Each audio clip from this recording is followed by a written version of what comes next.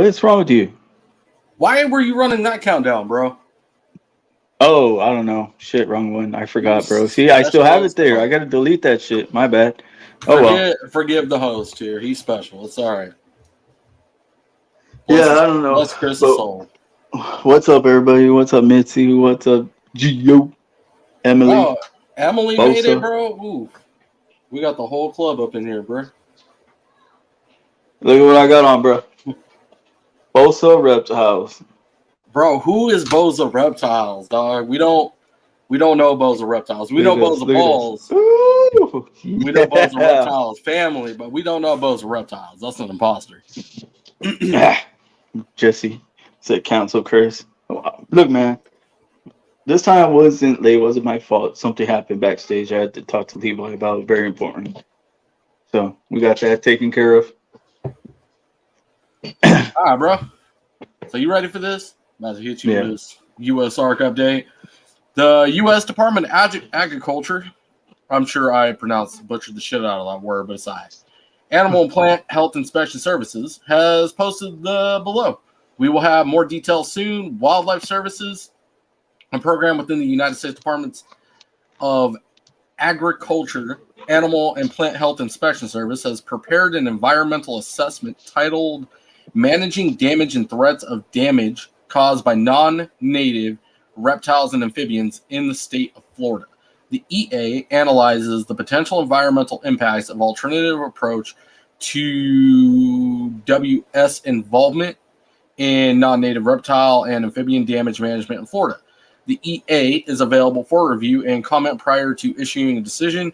The proposed action is to implement an integrated approach using a variety of methods to reduce non-native reptile and amphibian damage to agricultural resources, property, and natural resources, and threats to human health and safety. WS is requesting that the public review and provide their comments on the EA by the end of the day, August 18th, 2023. Hey, that's pretty cool.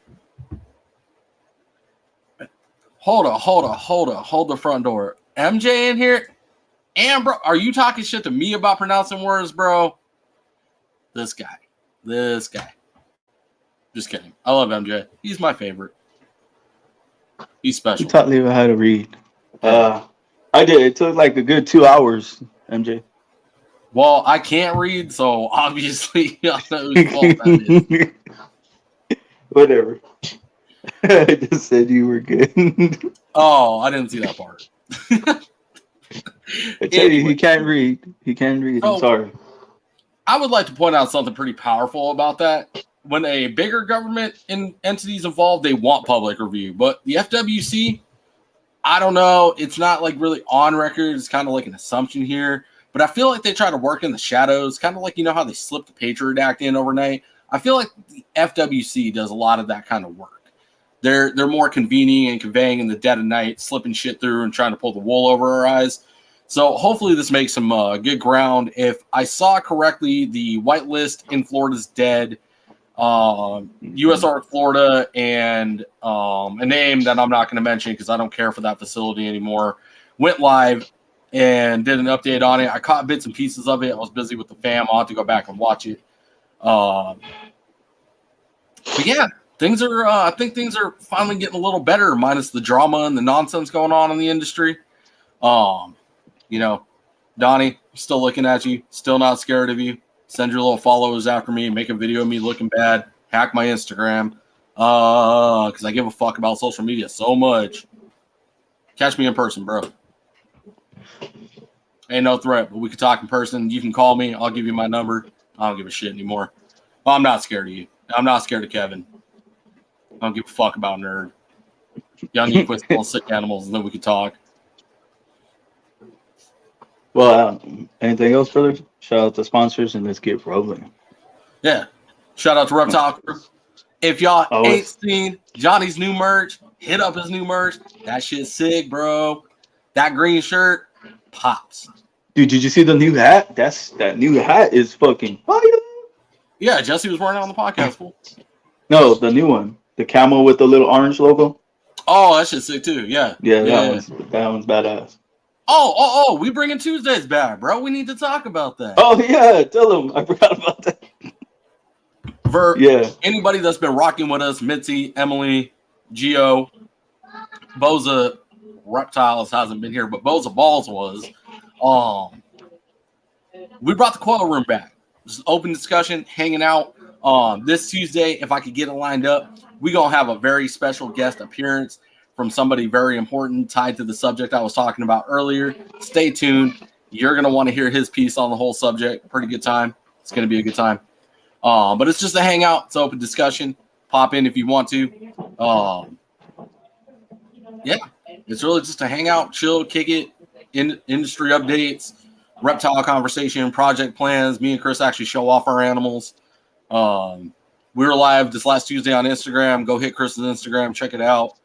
Or not Tuesday, Thursday. Should I show off the new one right now? Should I show it off? The new what? The new snake. Yeah, go ahead. Do it. I'll do it right now. Before while the he's live. doing that, while he's doing that, getting that bad boy out. Shout out Reptile Crew one more time because that's a fam. Shout out to my family, my loved ones over at CMB Reptile. A special shout out to Stella. She has made her own Instagram. Make sure you go hit her with a follow. Stella Tattoo Arizona. That's a fam. You need tattoo work here in Arizona. Go hit her up. She will be at Retic Fest with Reach Out Reptiles. Hit them up. Get your details on what, where, who, what, when, how to get a tattoo. Amazing work. Love the family over there. Shout out to Bill. Shout out to Dana. Shout out to Caleb. Putting in the God's work with the Captain Bird Reptiles in the state of Arizona. Spreading the love for Reach Out Reptiles on the West Coast.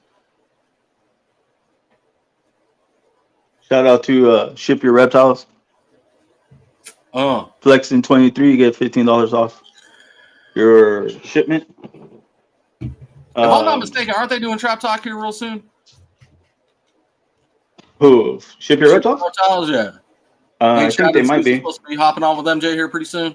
Shout out to the fam over at Trap Talk too. If you're not a part of the trap, go join the Patreon today. We ain't sponsored, but that's fucking family right there. Ride or die. If NJ's in here, I'll show him the tattoo I got right here. It says Trap Talk. His logo right here. I already got it done. Yeah, trap fan always. KC Reptile Labs. Shout out to our sponsor, the KC Reptile Labs. Type in Flexin 23. No, just Flexin. Sorry, and you get 15% off. Who else is there? Blue Tone Republic. Shout out to Blue Tone Republic. Shout out to SB Reptiles. Josh. Still waiting on merch. I don't know when that's coming in, but we're still waiting. And Legion Tactical. And we'll have a new one. Should I announce? Yeah, a new sponsor coming. He's actually in the chat. Should I shout him out now or should I wait? Yeah, go ahead. Go ahead. All right. We want to shout out Itchy Richie. Is that how to say his name? There's a pack up here. Bro, you slack. Yeah, Itchy Richie is going to be a new sponsor of the channel, which is exciting for us. This is awesome. He has done some amazing work for us too. As we speak, I already sent over some pictures to Levi, and it's freaking amazing. I just can't wait to see it's done. If y'all need anything done, shirts, hats, hit up Itchy Richie and check him out. Check him out. That's all I gotta say. That guy is doing some fire right now. All right, now I'm gonna show this the mail I picked up today. Look at that guy. The Yes, platinum het annuary. This guy he just shed today too. He's freaking gorgeous. Shout out to Labs Exotics, bro. Lucas doing hooked God's me up with work. this mail. Look at that. That's just fire. But all right. That's enough of that. Let's run this, bro. Our guest has been sitting in the background, waiting patiently. I know. On that note, we're going to go ahead and start the show. Who's ready for the show? Let's get it going. Let's start. Let me see. You ready? I've been ready, bro. Waiting on Why you. you still have me on solo? Like I'm over here talking to myself. All right, let's go.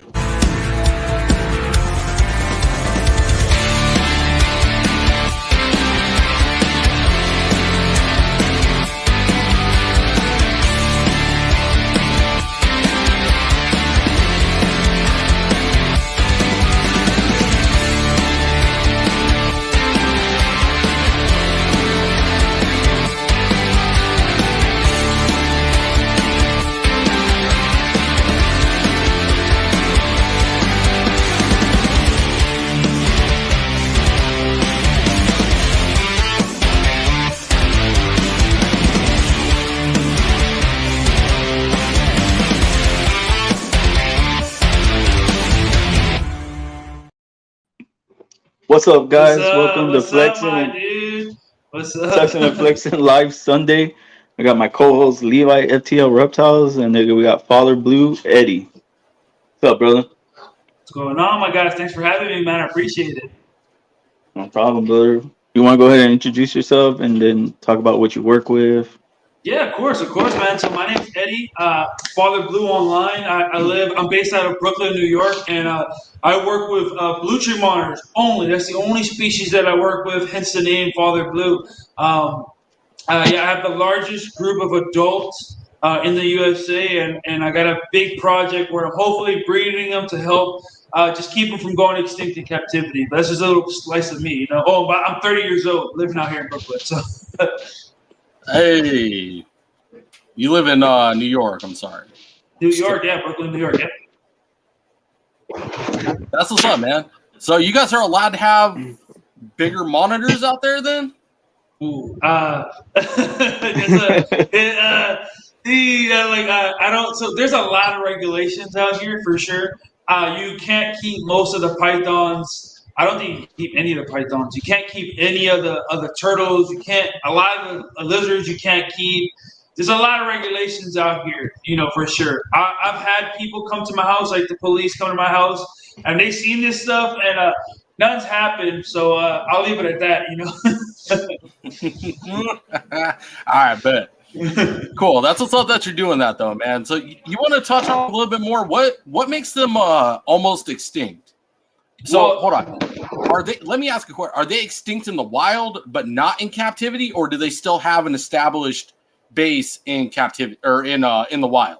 So there's still an established population in the wild, but what's happening with these guys is due to the demand, they're being overpoached like crazy, right? And because there's no regulations on these animals, there are regulations, but people circumvent those regulations by like selling them as other animals to get them through. So they're just declining in populations very rapidly in the wild, right?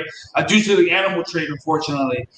Like for instance, I just had a friend that I was talking to on the island of Batanta. He's a researcher out there, and he just released 160 illegal poached blue tree monitors that they found from an illegal seizure. 160 of them were heading to who knows where, but they had been removed from the island, right? And that was literally like a month ago that this happened. So they're CITES 2, which means they're threatened for endangerment, and the reason why they should be protected, or why I'm working so diligently to protect them here, is that they're from this tiny island, a small tiny outskirt island in Indonesia called Batanta, and this island is so small that anything from like a tsunami, a hurricane, a tropical, anything can wipe off this island. There's literally hardly any infrastructure on this island for people to travel or anything like that. So anything can happen to this island where we can lose them completely, like with a snap of the finger, you know. So that's why I like dedicated so much time working with these guys, and I'm working so hard to try to establish them here to prevent that from happening, so that I can see them when I'm older, my kids can see them when I'm older, and people, our children, everyone that we know, our youngins can see these when we're older, you know. Yeah, for sure. Okay. No, that's what's up, man. Yeah, when animals are on a tiny island, man, that gets tough, especially if they're in high demand in the trade. Yeah. Yeah, especially with the cost of this stuff, the price of these things have just shot up, dude. Like I remember when I first got into this, I was getting tree monitors for like 1,200 a tree monitor, and now just the average tree monitor ceiling itself for like 25 to three G's, you know. So the demand has gotten up like crazy, to be quite honest. Dude, that is crazy, man. That is crazy. So in this situation, man, like I know it's one of the hottest subjects on the market, bro. Do you think that the price should be skyrocketing, or do you think that price should stay to where it's still obtainable to anybody that wants to get into this project? Because lower costs are going to keep people from going out in the wild and grabbing them up, right? In theory. Yeah, in Like, theory, lower costs will be doing that, right? And I think as more people do dive into these animals and working with them, the price is going to come down significantly, right? Or it might shoot up. I don't know. I don't know. Speculation is only who's to say, right? I think when more of them become more available, I think the demand does drive down some, right? And so that population in the wild might be less damaged. But who knows? Like if the price comes down here, what stops the people in Europe from still having higher prices and still demanding those animals to be imported or exported? It doesn't change that market, right? And so I that's think facts. there's still gonna be a demand no matter what. If we in the USA stop getting them, maybe people in Asia want them more, and they'll pay more. So who knows? It's a very tricky subject. My whole project is to captive breed them here and then distribute them worldwide to different zoological institutions so that they can captive breed, so that we have captive bred populations all over the world in captivity. That's what I'm working towards, at least, right? And so whether that affects the monetary value of them, I don't know. But I don't see breeders coming down in price unless someone decides to crash the market. And I think a lot of people are looking at me because I have the potential to do that, unfortunately, if I wanted to with all the animals that I have. No, for sure, man. It's a like we said, man. It's a tough, touchy subject and something like that. Man, who let Michael in here, bro? Forget. So when you say you have the potential to crash the market, right? So you have enough stock and inventory into this that you could just start breeding these animals and setting that price in the market. Yeah. Okay, that's what's up, man. So how many of these monitors do you own? I have eight. I have 8 adults total. So I have four females, four males, all ready to breed, and all of them right now are going through reproductive cycles in order to be introduced to hopefully breed this year. Okay. So how many babies or not babies? Sorry, I've been talking about boas all fucking day. How many eggs do they lay? They can lay anywhere. So the average clutch is between 3 to 7 eggs per female. Okay. So if you were to hit what, 7 times 4, what is that? 28? You got 28 babies right off the rip? Okay. Yeah, That's yeah, a lot and of monitors, bro. yeah, it's a lot of monitors, and also the fact that they also reproduce. So in captivity, they reproduce. There's breeders now that happen to reproduce or have them cycle 3 times a year, so they can have 3 clutches a year per female. That's like the average right now that breeders are having right now. Though, from what I understand in my research, they only are supposed to reproduce once due to like the temperature cycles that they follow, right? But that's what happens to a wild. What we do in captivity is completely different from that. So Okay. I feel it. So, yeah, I mean, I know some colubrids are known to double clutch in the wild, and some are known to triple, but it's a rarity that you actually see an animal do that in the wild. You know what, Michael? We just got done with my education level earlier, bro. If you were in the live on time, you would know this. God. What did I say? Did I say 20? What did I say? 27? I said 28. You said 28? Yeah. Yeah. See? 28. So, with the theory, right, in captivity that they could triple clutch, is that something that you would pursue, or are you going to try to keep them to their wild nature? it just depends on what I'm doing with this entire project and everything like that. I have a female right now that has laid for me once, right? She laid she laid once for me this year, and my plan is to reintroduce her to her male after she begins to show her ovulation signs and everything like that, which is producing egg follicles. So we'll see what happens.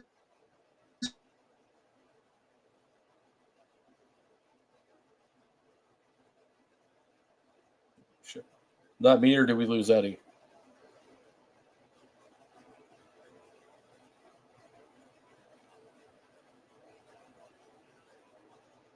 Can you guys see me? I'm kind of solo here. This is weird. Can you hear me now? There you go. I'm back. That's Oh, funny. there we I don't go. know what Okay. happened. Cool. So we did lose you for a second. Sorry. When I'm like by myself, I don't know. That's weird. All right. So hold on. Go back. Where were you? So you're going to introduce your male to your female. You're going to reintroduce her, right? Right. I'm gonna reintroduce my male to my female and see what happens. To be quite honest, and see whether she hits another clutch, because unfortunately the clutch that I had recently wasn't very successful. It was a clutch. I incubated it, and unfortunately the eggs went bad. So we're gonna see if we can hit it again. This year, it's my first real year digging into like reproductive cycles of these animals. So I'm trying to study them and learn their cycles as much as I can. And then from here, I'll tone it down. Like I know guys that breed their tree monitors back to back to back to back to back. And do I agree with it? That's on them. I don't plan to do that sort of thing because I don't need to have, like you said, 28 babies a year or 28 times 3, 90 babies a year? I don't need that. I don't need that. I don't think there's enough zoos to take that from you or anything like that. So everything that you see behind me is a passion-driven hobby thing. Like there's no monetary value to this. I've been doing this for 4 years. I haven't made a dime off of these animals yet. I put a bunch of money into this, right? And if it was something that I was like, I'm monetarily chasing this, I would have quit a long time ago. 2 years ago when I was losing money and not making money, so it's a big passion project for me. No, that's what's up, man. Hold on. First of all, congratulations. Thank you. Welcome to the club. I don't do this for money either, man. Because I was walking around Walmart telling my wife, I was like, maybe this will be the year I actually breed some and make some kind of return. And I was like, yeah, fuck that. I don't care. Like, if I make money at this at all, everything goes back to the animals. I'm not looking to be a big breeder. I'm not looking to be. I'm not trying to chase around expos. I'm not trying to chase people online to buy my animals. It just that's not what I'm here for. Hell yeah, that's awesome, man. That hats off, bro. That's incredible. Do you hear really talk about like what got him into blue tree monitors or no? No, I haven't answered that yet. No. I mean, what got you? Go way the hell off the route here. Like, we might as well. I just thought I missed it when I had to go get medicine, bro, because I couldn't breathe. So, no, we were talking about breeding them, the cycles, and now we're into the passion side of the project because obviously, Eddie, let me start off with. Let me go backwards, right? First and foremost, thank you for doing the proper work into breeding reptiles, right? Because you're working on away from the passion, right? I guess it's sheerly passion, nothing but passion to want to establish these animals to keep their wild nature safe, to want to keep them keep them from going extinct. That you don't hear that anymore. That's a part of the passion that I've been talking about, a part of the hobby I would like to see come back, is that we're breeding animals for that purpose, is to protect them in the wild. We've gotten so involved in like breeding and morphs and all the monetary aspects of this and the fucking drama and nonsense online. You don't hear about herping anymore. You don't hear about scientific studies in the wild. You don't hear about protecting them in the wild. We've really lost sight of like where this started. Like really, Steve Irwin, I think, would be very disappointed in us. Let's face it. If Steve Irwin was here today looking at the hobby, he'd probably be like, "What the fuck y'all doing out here?" So it's nice to talk to somebody that wants to get back to that, man. Like when I work with colubrids, like that is one of the bigger things that I still consider getting into. And like when I hear people like you talk, man, it really makes me want to get into. There's a couple of cow king localities that are completely gone in the wild, but are still in captivity. There's a bunch out here in Arizona that we could help focus on and really help keep them alive in captivity, just in case they go extinct in the wild. So it's great to talk to somebody on that passion, man. Incredible what you're doing. Thank you, man. I mean, I'm just an amateur at this. I'm not like a herpetologist. I'm not a biologist. I don't claim to be one. I ruffle a lot of feathers because of the stuff that I say I want to do, and I don't have like a lot, but I don't have a big background behind this, but I'm trying very hard to. But it's a passion project, and I don't care what it is in the way of it. I'm not gonna end until I'm done with it. you know. So I truly believe in the love of these animals and them being a species that I adore more than anything. And so I'm going to work towards so hard to show everybody and prove that to these people that don't believe that from me. You know, like I only have one species of animal. You can come to my house, I don't have any other animal but blue tree monitors. That's how much I love this stuff, you know. But yeah, I appreciate it, man. I appreciate the words. No, anytime. Hey, real quick, hold on, time out. Let me verify this incoming news. Chris, go ahead with your question real quick. Okay, so what made you get into blue tree monitors? Yeah, what started all this, Eddie? Because now's a good segue for that. Because now I'm fucking excited, man. I want to know what triggered this passion. What set the fire, man? Where did your wildfire begin, man? Because the passion bleeding off you right now has got me fucking hyped, bro. I appreciate that, man. Like, I started with reptiles when I was young. I was like 16 years old, taking care of like monitor lizards in my mom's apartment, right back in. Like, I'm originally from Washington D.C., but I live in Brooklyn, New York now. And so at like 18 years old, my mom let me buy a Savannah monitor that was like 10 inches long. And starting that off, that project, I immediately found out that these animals grow big. They need big ass cages and everything like that. And I built a big ass 6x3x3 in my mom's apartment, and she fucking hated me for that. But that really enlightened the passion of like keeping animals and reptiles. Fast forward to like 2020, right? Was it 2020? I believe it was 2020, or if it was not, it was 2019. But on my birthday, January 9th, I think it was 2020 or 2029 or 2019. I got my first pair of blue tree monitors ever. And the way I got introduced to that was like I was living here in New York City, and I was browsing through Fauna Classifieds, and I saw my first ever pair of blue tree monitors for sale. And I've been eyeing these animals for years, man. What made me fall in love with blue tree monitors was I don't know if you ever were back then on the old reptile page, Reptic Zone. It was like this old school green message board where everybody was talking about monitors and all types of lizards and snakes and shit. But I was on this board, and this guy years ago posted this famous picture. It's pretty famous now online when you look up tree monitors. And it's a picture where this guy's holding 4 tree monitors in his hands. And he has a blue tree monitor, a green tree, a yellow tree, and a black tree all in one hand. I've seen the picture. I know exactly what you're talking about. It's a famous picture. And when I saw this picture, I was like, what the hell is that, dude? I've never seen anything like that in my life. And that just opened the world of like, what are these tree monitors? Whoa, I've never seen anything like that. These things are amazing. At the time, everyone was like, oh, don't get them. They're sickly. You get them, they'll die. They're full of parasites. They're hard to keep. They're all this and that, whatever. And then I saw my first pair ever for sale online.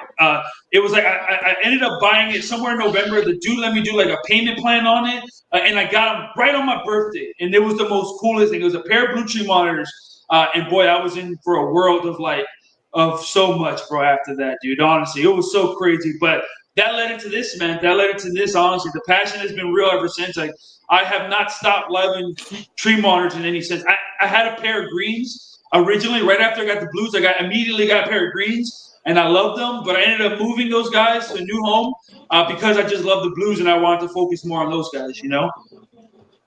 Hell yeah, that's what's up, man. Hey, real quick, hold on, time out. Can we pause the podcast for just a second? Yeah. Huge news coming out of the trap. MJ, his wife is going into labor, so I just want to give from the bottom of my heart, congratulations to MJ and the fam.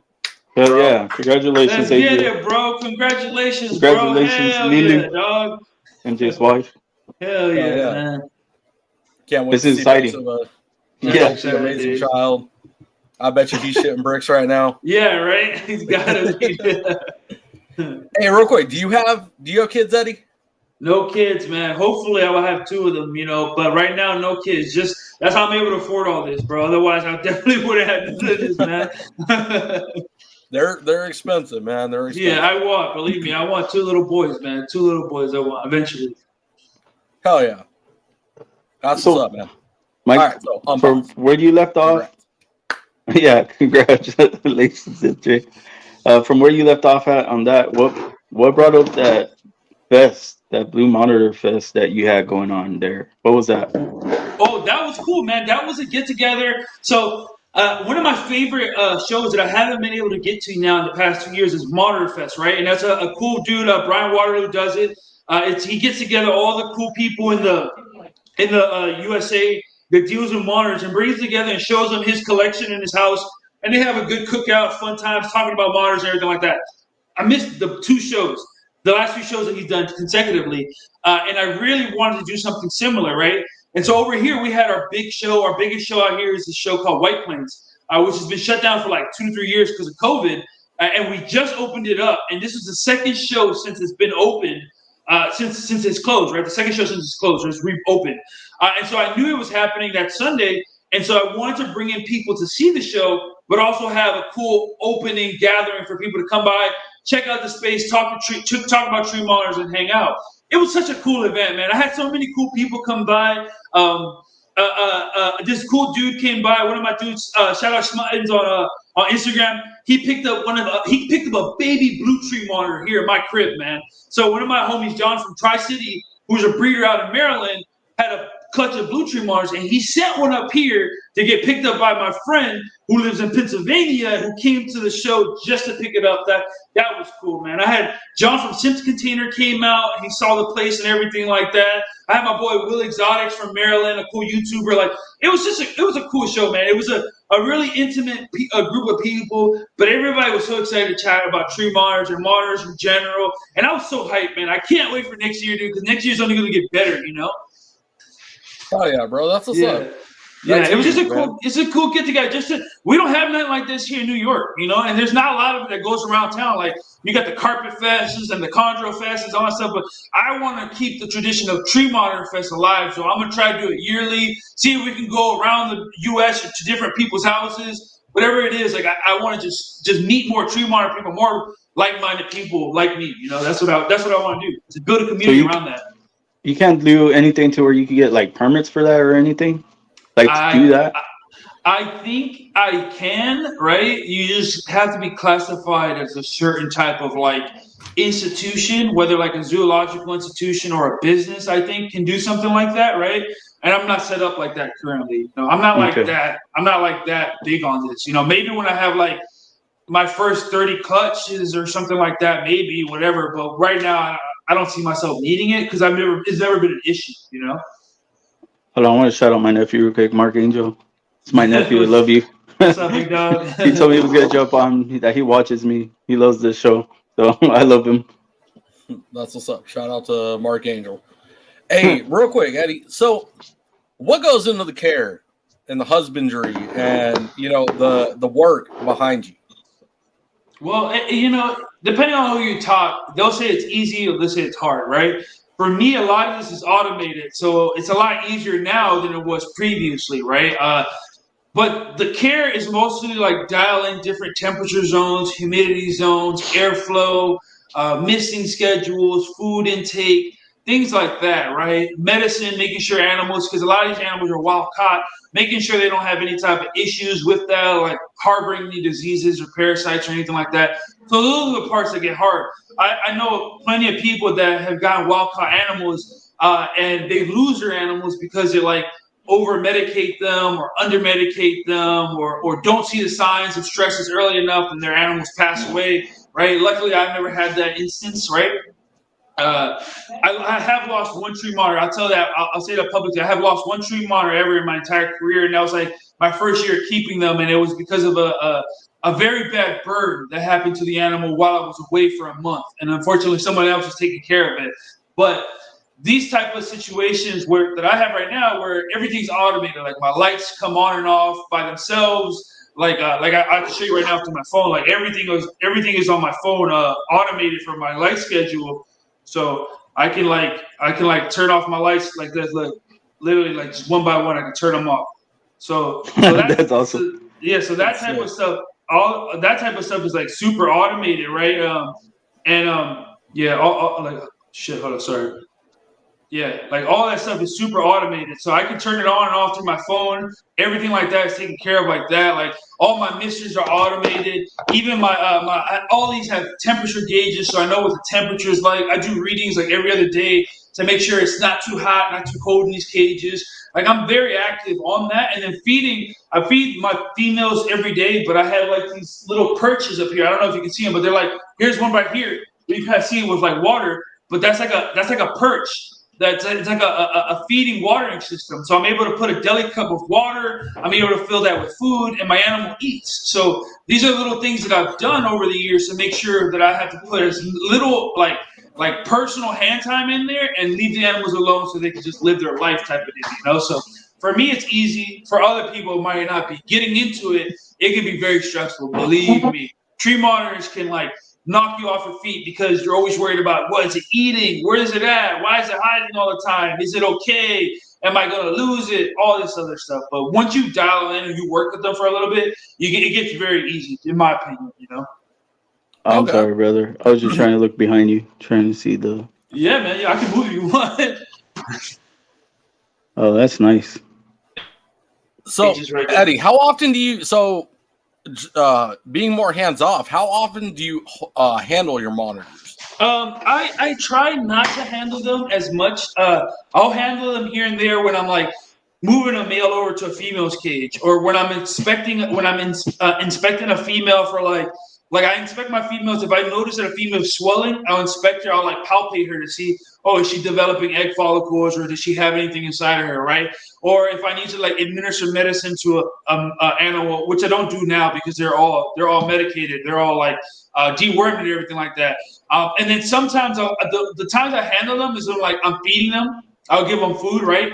That's the only time I'll interact with them personally. Or if I need to shoot some type of like small content, I'll get my most confident, my most less stressed animals out.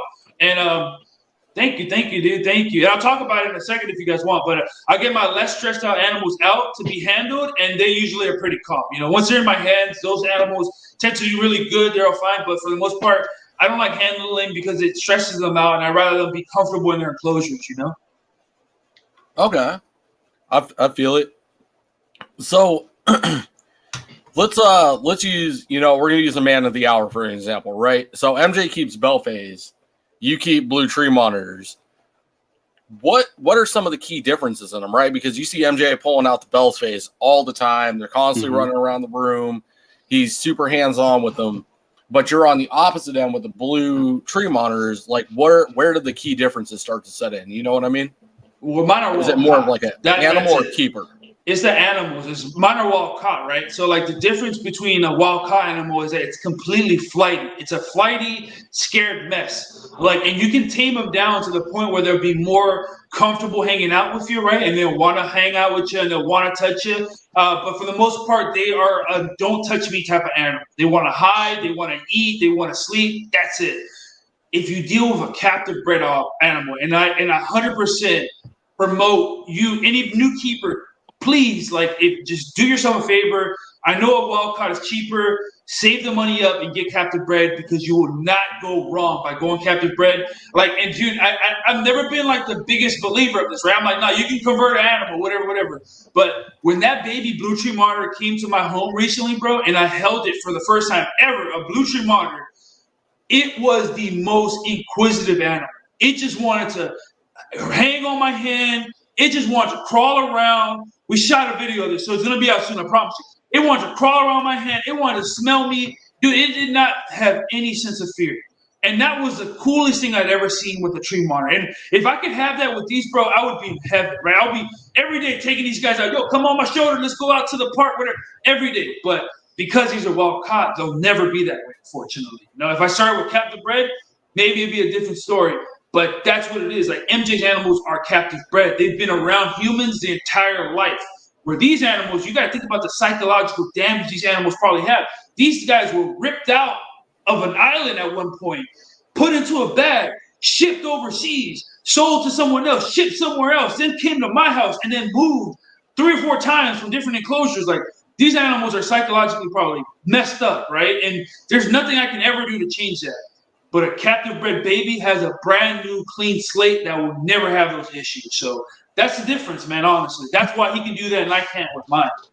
Well, I'm saying you're doing Okay. it now, though. You're changing it now. Yeah, I'm trying. I'm trying slowly, and it's working. You see some of the videos where the animals come up and they'll eat from my hands and they'll take so. It is, but that's like years of working. These animals, that like the animal that I can tell about, that's like 3 years of me like giving food by the tongue and by the hand, by the cup, and giving them water and them to understand like I'm not here to eat them, right? To do that. But every time I mess with them, I take them out the cage, they hate me all over again, and I got to rebuild that trust, you know. So little by little, man, we're doing it. Day by day, man. Day by day.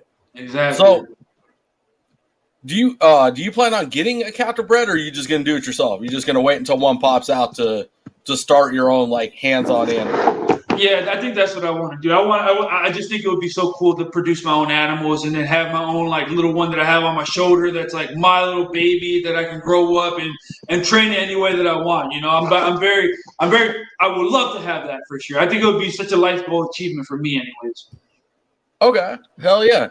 Now I got a question, bro. Are you gonna do the same enclosure setup when you start popping these babies out?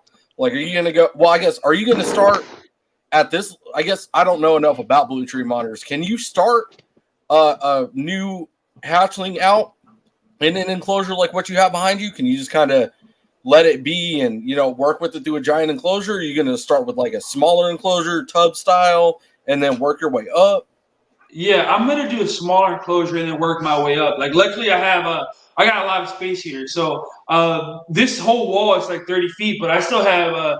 Let me see if I can turn around here. But I still got plenty of space over there, and that's another like 16-foot wall. So Oh, okay. I have a lot of space down here for sure to mess around with this, right? So I plan to like grow them up in small tubs or small cages, and then as they grow up and get bigger, I'm going to do that. So that's the plan at least. I would love to do this sort of similar situation, and maybe I'll experiment to see what happens with them because you got to figure they're in the wild. They grow up like this, right? They don't have like little small tubs that they grow in the wild, so they should be fine. But they also hide a lot. It's harder for them to get food. It's harder for them to find basking points, etc. And I want to like eliminate those barriers for babies, until they're at least ready enough to not have to deal with that. Yeah, see, and that's all right. So let's talk about that for a minute because you work Wildcat. I've worked with Wildcat. I still work with Wildcat.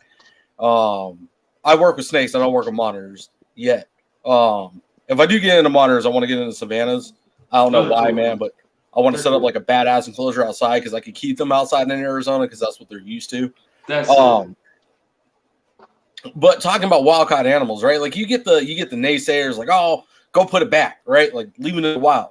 But that's something people don't think about, right? Like when you're raising up these babies and you keep them in a small, safe enclosure, oh well, that's inhumane. It's too tight. It's too cramped. That's what they do in the wild, bro. But the difference here is, they're going to venture out. Eventually, they're going to get ballsy, but their heart rate's going to be high. Their stress rate's going to be high. They're paranoid as shit, worried about getting eaten, worried about, am I going to get food on this trip? Am I going to get water? Am I going to die? Is something going to eat me? Is something going to crush me? Am I going to run into something toxic? We take all that away. Yeah, we take the exploration away, which from every animal I've read about so far, none of these reptiles really venture very far from their home. They'll go out an X amount of distance and then come back where they feel safe and comfortable. Yeah, sure. I mean, think about like turtles. Turtles are huge. We offer them that safe place. You know what I mean? Like they don't have to worry about all that. And that's what I think separates wild-caught from captive bred is that we're inbreeding that into them, right? We're installing it into them like this is a safe place. Humans are a good thing for me. But when we're wild catching animals, oh, sorry about that. Inhaled spit instead of swallowing it. Yeah, my intelligence level is just super high today. We're offering them to take away all the stresses and the nonsense from the wild. Obviously, if you're not going to do it right and you're going to shove them in a shoebox, fuck off. But we're not doing that, right? We're offering them the proper size enclosure with safety, food, water. They don't have to struggle no more. They don't have to worry about predators. They don't have to worry about diseases, infections, injury, nothing. They don't have to worry about none of that. Like my gopher snake, when I first got it, dude, super stressed out. I gave it space, gave it its time, let it get used to being in captivity after being wild caught. And now that snake is super easy to handle, gets along with me, no hissing, no defensive behaviors, almost like, it's night and day difference, right? And you work a wildcat, so you know, right? Instead of running and hiding and hissing, or what do monitors do? They get defensive, they bite the shit out of you, man. They bite the shit out of you. They do, yeah. But they huff, they stretch out their throats and make themselves look big. They hiss at you. They'll bite you, like all that defensive stuff. They'll hide a lot. You know, it's defensive behavior of these animals because they don't want to get eaten. They think everything wants to eat them. You know? Yeah.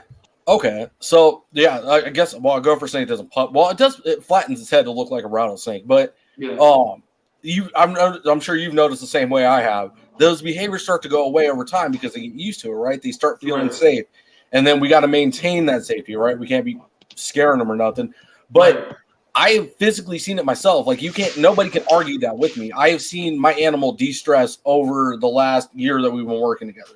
It's way healthier. It's way more hydrated than when I first got it. Like this thing was like almost skin and bones. It was so dehydrated. Out in the desert, where the fuck is it finding water on a regular basis? It's the whole thing, you know? So I'm a big advocate for if you're going to do it, obviously do it right.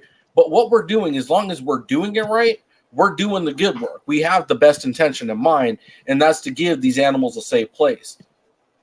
And again, in the wild, man, you're not going to find a home that it lives in that's much bigger than what we're doing. And then, you know, obviously with yours, you're giving them the wild-caught VIP treatment. But if you could obviously work with them and get them out and start giving them that, what is the word I'm looking for here? Somebody help me out here. Not nutrients, enrichment. You can give them more enrichment if you wanted to. But again, with the animals that you're working with, I would argue that it's the opposite of enrichment, and their stress levels are going to go up. Adrenaline's going to be through the roof. It's not going to be as enriching as people want to make it out to be, right? Right. It'll almost defeat the purpose of what you're doing, but you are giving them that safe place. They're safe. They're fed. They're watered. They're super healthy. They're parasite-free, injury-free, infection-free. Like, what else could the animal ask for? Yeah, exactly, right? They're living in paradise in captivity. But don't let that, for me at least, like if I could, man, I'd just be just a caveat to this whole thing. If I could, I would go 100% bigger on this if I could and give them more space and more amenities if I could give it to them, you know? I got the biggest that I can provide right now currently, but, you know, it is what it is. We try to do the best we can with what we have available, you know? Yeah, absolutely, man. So real quick, how big does a blue tree monitor get? What's the full size of the animal that you're working with, male and female? So it's the biggest tree monitor species currently known, right? So out of the tree monitor complex, like the Persinus complex, like the greens, the blues, the blacks, all those, it's the largest out of all of those, right? And so the male blue tree tends to be the bigger one of the two. So the males tend to get about like 3.5 foot long, but it's mostly tail. And the females are a couple inches shorter than that, you know, to be quite honest. So there are some of them that come out to 4 feet, but it's mostly tail. And I would say their body is probably about like 1.5 feet or so, with the rest of it being completely tail. Okay, so they're not absolutely massive animals. No. I mean, it depends. I have some bulldogs for sure back here they'll chop a finger off, you know, and I have some really long girls that are like super long body, but now they're not really big animals. And that's another reason why I like the tree monitors, is because like it's a monitor that's like not too small, but when you put it in your hand, it's a pretty nice sized lizard. Somebody's like, wow, damn, that's a pretty cool thing, you know. So yeah, absolutely, that's what's up, man. Okay. So how big, what are the size dimensions on the enclosures that you have behind you? Like we could take a guesstimate, but the camera lies. Yeah, so the enclosures out here, the enclosures back here, the female, I have two different sizes, right? Because one's like a breeding setup and the other one's a male setup. And they are meant to interlock, right? So when you open up like a cavity, the male can go between cages to whatever. So, that's cool. But the female cages are 4 foot wide, 3 foot deep, 7 foot tall.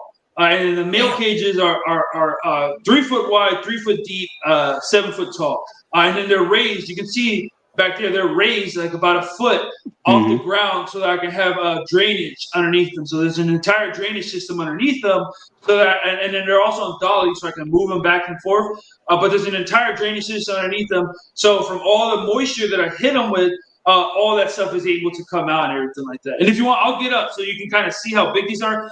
For reference, I'm 6'3", so I'm a pretty tall dude. You'll be able to see me next to these enclosures. You see how big they are.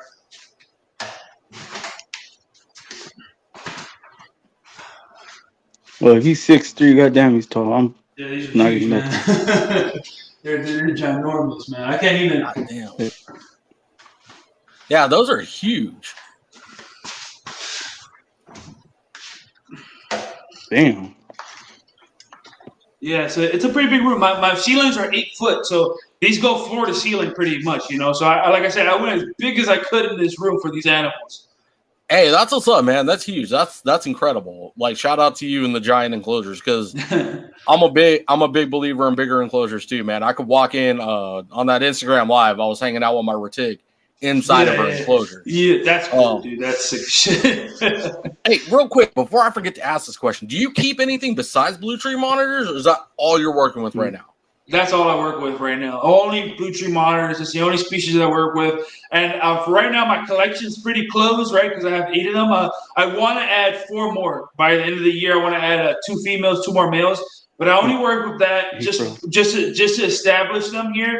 And then once I have them established, maybe I'll work on with the different species. But for right now, it's just blue trees. It makes everything easier because, like, let's say I need to like house a couple females together for like an emergency.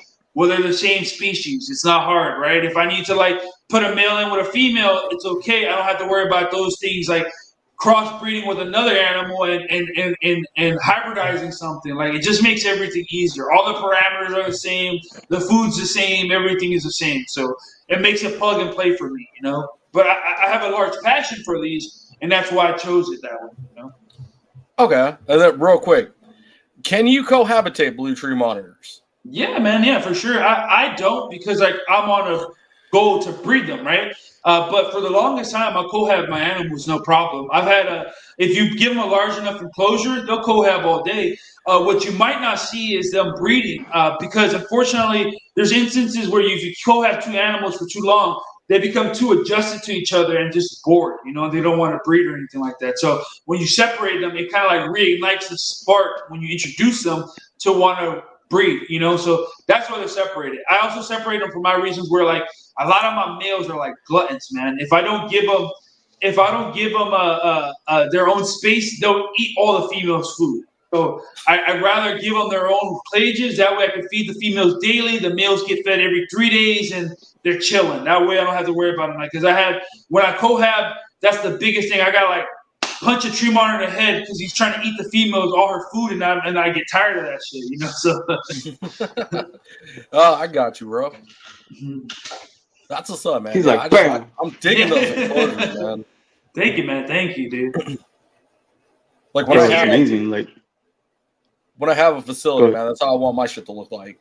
Yeah, I already thought about how to make them better the next go around. You know, like I hopefully we can make it happen. Like, but I'm gonna upgrade these all to metal cages that can like pop in, like the Euro style, the little tubing system that you pop in place, and all these panels, like that way they can be taken down and built up real quickly. That's what I want to get next time, right? And that's what I'll upgrade to eventually. That way I can just have a bunch of seamless cages I can pop in and out, and then if I move, it's easy to take them apart.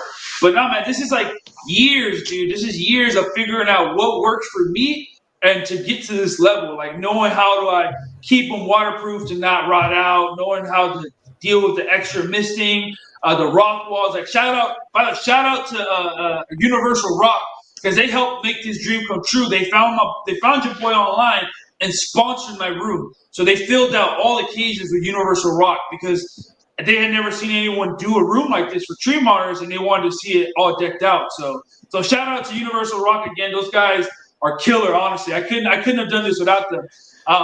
And working with this product is 100 million times way easier and a lifetime saver compared to like building cement rock walls, which I've done in the past. Like this one behind me is a cement wall, and yeah, I don't want to see cement ever again after being introduced to Universal Rock.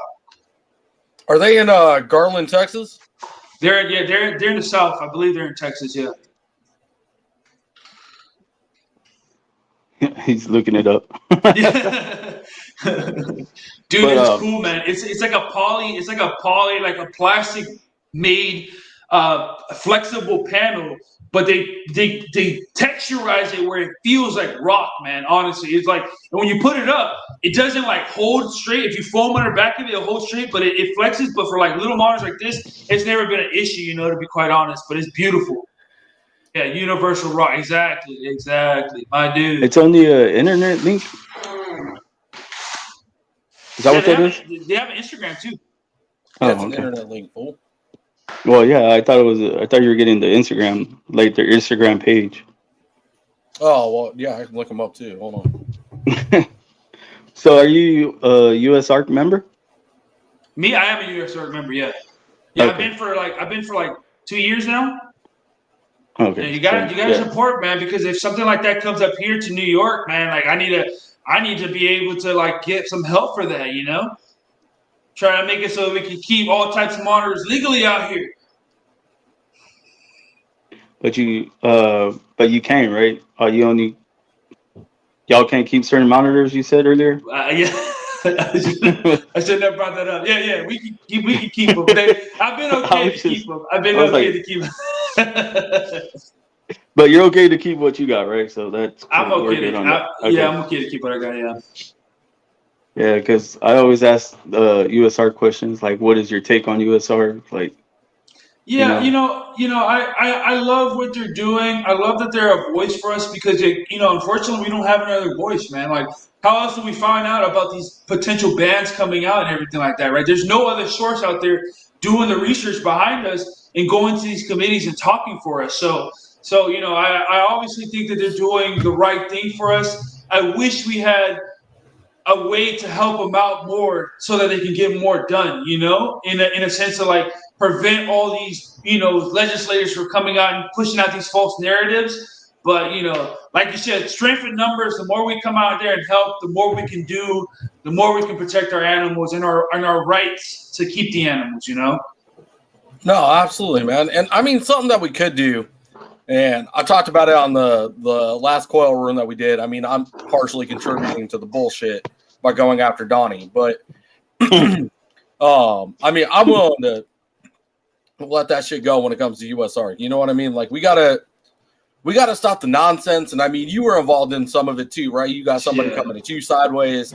Yeah. And it's always like that, man. It's the sensational crap. Like one thing we could do to help better this hobby. And I don't give a crap. You can jump off this podcast. You can try to cancel me. You can say whatever you want to about what I had to say about this person. I don't give a damn. You're never going to change my mind. We need to get rid of Jay's prehistoric death. That's all there is to it. Like the sensational nonsense. And trust me, it ain't just him. There's a laundry list of people that need to go to with the sensational nonsense. We need to put an end to that because that's exactly what these lawmakers are looking at. Like, look at this dude running around like an idiot with a 20-foot retic trying to rip his face off. Like that's what they look at when they push these retic bans, which you guys have out there in New York.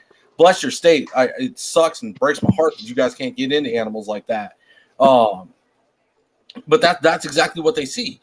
And then, instead of focusing on killing the sensational stuff, we're too busy fighting amongst one another on nonsense, man, on absolute nonsense. Dumb shit, dude. The dumbest stuff ever, man, honestly, yeah.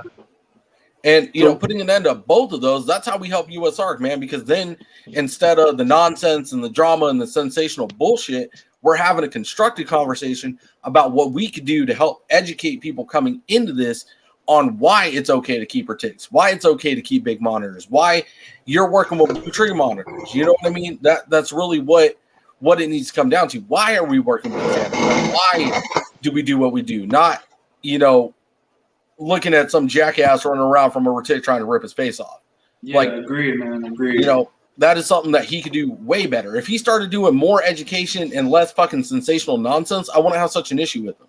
Let alone all the other stuff I ain't even going to get into that I got an issue with Jay's prehistoric death. But my main thing right now is the sensational bullshit. Yeah, man, I agree. I don't think that stuff I think that stuff is so uncalled for. All that like bite me and this and that and attack me, like that doesn't make anything but people afraid of these animals more. And when they see this, they're like, yeah, ban that. These guys shouldn't have this, Like it's unfortunate. He has such a big platform that he could definitely help out this community in so many ways, but he chooses not to because it's not monetary. It's not a monetary value to him. He makes more money by all the clicks he gets from people seeing him get bit than the guys helping out, US Art or something like that. And that's a shame, but it is, man. And people get consumed by the finances, by the money, and the addiction to the views. And that it's, man, I get it's a path that you could walk down and it's addicting, but shout out to Derek's Reptiles. Shout out to the homie. Yeah, man. Trust me, he was the homie before, I realized what he was doing with YouTube and the bite and feed videos and all the nonsense that went into that. And then, we grew distant apart because I was like, I don't support this, man. I can't openly go, hey, I support US Arc, and hey, I openly support live feeding videos. And then Derek changed, bro. He went in, looked at himself in the mirror and went, hey, you know what? This is not good for the hobby. I'm going to switch this. I'm going to change it up. I'm going to delete all this sensational bullshit, and I'm going to do better for the hobby. And that's what he did. So shout out to Derek. Genuine change. Awesome what he did to better the hobby, to make us look better, to where we don't have the crowd of people looking at us like, oh, we're a bunch of monsters that are feeding off live animals or we're getting enjoyment out of death.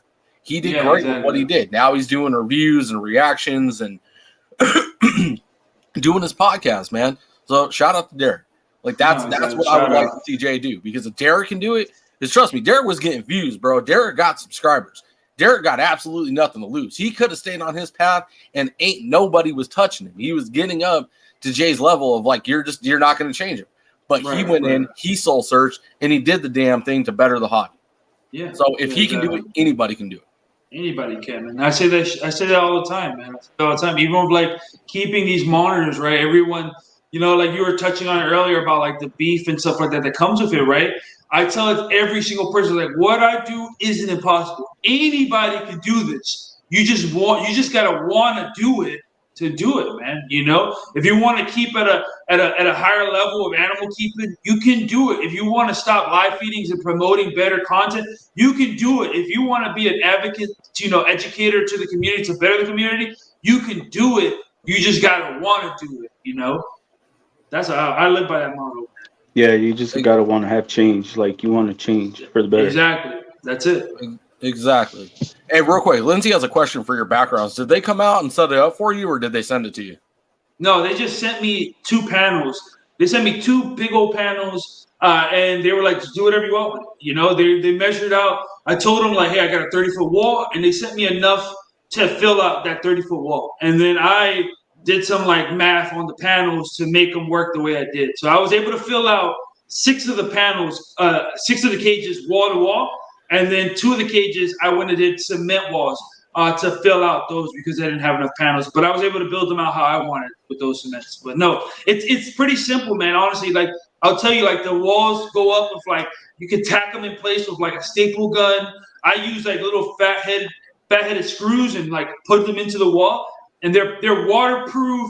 They're reusable. Like this is something where I know, like if I gotta tear down these cages for whatever reason, I know for a fact the glass and the universal rock wall is coming with me to whatever new cage I'm building. It's there forever. It's not gonna deteriorate. And I even got a basking point on one of them hitting 130 degrees, and that thing is not flexing, isn't moving, isn't smoking, nothing. Like that stuff is really good. That rock wall, honestly. Hell yeah, man. That's what's up. So it has to be 130 degrees, you said? That's where my monitors are at 130 degrees. They're basking point, and I have no issues with it. Okay. Like this is a hand-built one. I think maybe in here you could see it a little bit better. I don't know if you can see it better or anything. Hold on. So let me see if I can So this cage right here behind me is a universal rock cage. So I don't know if it will focus on that, but that's an entire universal rock cage. So for floor to ceiling, that whole thing is universal rock. That one, like I said, is just a very soft panel. I have, like I said, in certain places in the back, it gets super hot. No issues. It's easy to clean. Anything I spray on it comes right off. Nothing stays on it. It's a game changer. It cleans up soap and water if you wanted to. And it comes in a big old plastic stuff. You can cut it with a steak knife and build it out however you want. Yeah, that's but all the other cages, awesome. This cage behind me is built with the cement, and then the cage over there, that's another cement cage. On the corner over there, that's another cement cage. And then the rest of them are all universal rock cages. Man, I need something like that, man. That looks sick. Just Yeah, clean. thank you, man. Yeah, man, it's easy, man. It's easy. It looks nice. I'm all about like making naturalistic cages and stuff like that. So when I had an opportunity to get something that can help me with that, I was all ears to those dudes, man. They all they had to say was their name. All they had to do was slide in my DM, and I cried like a girl, honestly, when I saw them. Like I was so excited to even have their product here. So, and I stand by it firmly, dude. It's a really good product. That's what's up, man. Yeah, definitely. 10 out of 10 recommendations. That shit looks sick and it's durable. So with the monitors, man, that's something we don't hear very often on this podcast. Yeah, definitely A not. basking spot of 130 degrees, bro. Oh yeah, yeah.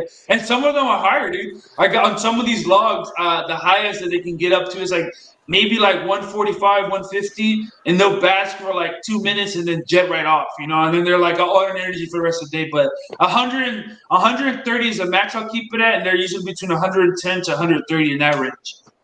Okay. And you can control the lights from your phone as well? Yeah. I just dim it down however I want and everything like that. Yeah. Oh, okay. Cool. Yeah, so the phone, like you saw how I was able to take it, turn it off and on. It's all a dimmer. It's all like a Wi-Fi dimmer. So I can set it up. Like I set it up every day to turn on in like it takes 45 minutes from 0 to 100 for the lights to come on. So it's almost like how the sun comes up in the morning. That's how the light comes on. And if let's say my room is too hot one day, I'll just turn it down to like 75%, and then that will bring the lights down to not max strength, which will bring the temperature down. So that's how I do. I'm in here testing. When I originally said it, I was in here testing. See, all right, at 100 you're at this level, at 75% you're at that level, at this level, whatever depends, Damn, that's some nice level keeping right there, man. That takes time, patience, and love, bro. I just wanted to make it easy, man. Honestly, I got so tired of like the back in the day. You got to switch the lamp on and everything like that. And with all these big cages, that's like a lot of work. I also feel like you would want to do stuff like that to make it easy for yourself too. Like, yeah, exactly. Instead of making it hard for yourself. So if you're gonna do an enclosure like that, I would make it easy for myself too to get in, get out. Yeah. Whatever fixtures. So like where I got that snake from at Lucas's house, he has the same thing for his retakes. Like he could do that from his phone, and it was hella awesome to see it. Yeah, so that's why I was like, that's amazing. That's what I want to do. So yeah, I'll send you guys a link so you guys can see the ones that I use. But mine's just like an outdoor Wi-Fi dimmer. It can hold up to 600 watts. The entire like dimmer. So it's like a two plug system. So I have one plug controlling all the heat lights, and the other plug control all like the UVB and LED lights, and then I can time them differently. So the UVB will turn on later than the halogens, and then vice versa. So but it's cool. Everything is organized, named, level, and everything like that on my phone. That's what's up, man. That's fucking awesome. So who do you get your lighting from?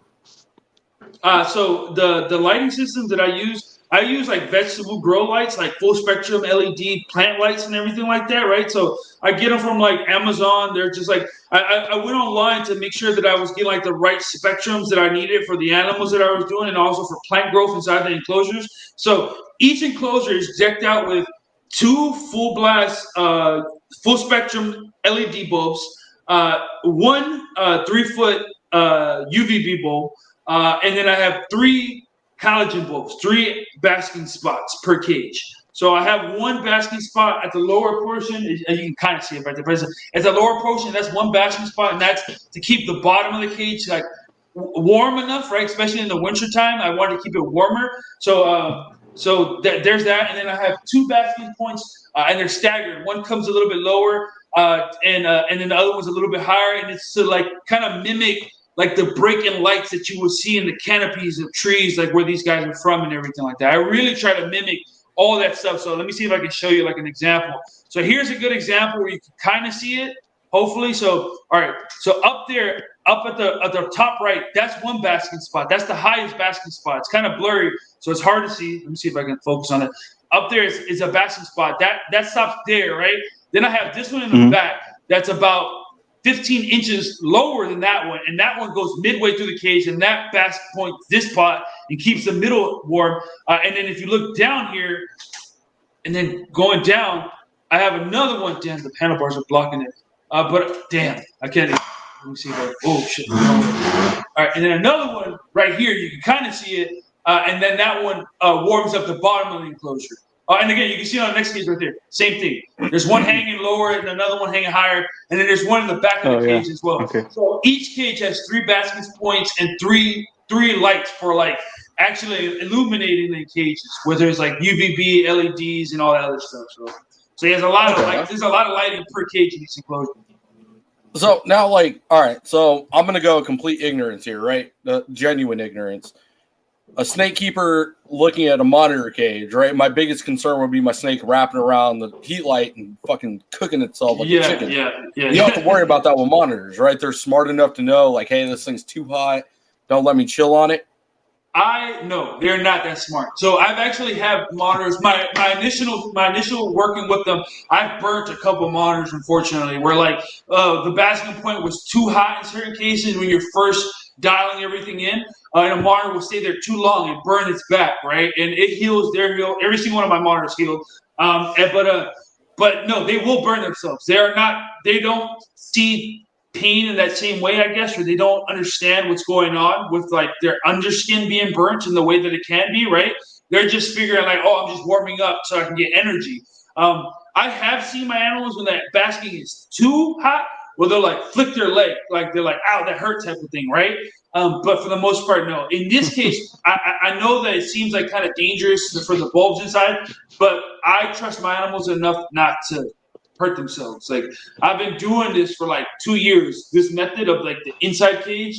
And the benefits of keeping the lights inside for me is that the humidity stays constant, the heat stays constant. I'm not losing a bunch of heat and humidity from like big old vents at the top and everything like that. And I can also build my enclosures taller because of that, right? I don't have to worry about like a top deck for the lights. And you can see here, like I have like these pots, right? I have like they're like these pots hanging over over the lights.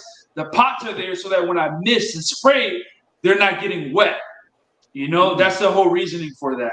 So I'm able to spray and mist the entire cage, and the lighting stays completely dry. There's no issues whatsoever, and I can drench these guys like it's a tsunami hitting them, and there's no issues with the electrical at all. Okay, that's what's up, man. That's Yeah, awesome. I got a heat light. I mean, it's that time of the year where I'm like full ambient, like it's hot enough out here I can just kill everything, and the enclosures get warm enough that I don't have to worry about anything. But in the wintertime, in the grow tent that I have set up for the retake, I have a heat source at the very, very top where it has a ceramic heat emitter. And I mean, I've got a guard around it, but it still scares the shit out of me. But seeing your confidence in it, man, like I've never had the retake get up there. Like she'll get underneath it, like she'll climb up, and I'll usually have like a little climbing bar. I took it down for now because like I don't know. I'm working on the whole. I'm gonna do like a PVC jungle gym type thing for her, but it was to where she could get up there and like hang out underneath it, and she would hang out under it, but she would never get on top of it. So I was like, okay, so I see where your trust comes in. Yeah, it might be different for snakes because snakes can coil, you know, where these guys have super thin, sharp claws, which a lot of these surfaces are slick. So it's not like they can go inside the pot, hang on. There's nothing for them to hang on to, you know. Even the bulb itself is slick. So I think that makes it a lot easier for them. I'm sure they've probably ventured in to try to mess around with them at some point, but I've never had an issue coming home to cook litter. Thank God, and they're luckily smart enough to not interfere with that, you know. Okay, for sure. So, and that's something you guys. Oh, go ahead. No, I was just gonna ask him like if you ever got any like negative feedback for like keeping the blue trees or your enclosures, how you have it set up. Like, has anybody ever told you anything bad about that? Dude, all the time, bro. All the time. Hold on. Can I reiterate that question? Have you gotten any pushback from somebody legitimate, not the fucking Petco, I own a ball python, a bearded dragon, and think I fucking know everything? Reddit motherfuckers. I don't give a damn. Like, I ain't trying to hear shit from them, but somebody legitimate that is giving you like either positive or negative feedback on your enclosure. There you go. That's what I meant. Thank you. All the time, man. And I'm gonna say this with like, first off, like I'm just gonna tell it straight out, like I'm not here to offend nobody. I'm not here to step on anybody's toes. I'm telling stories that legitimately happened. That if you want to see the receipts, I have the receipts for these stories, right?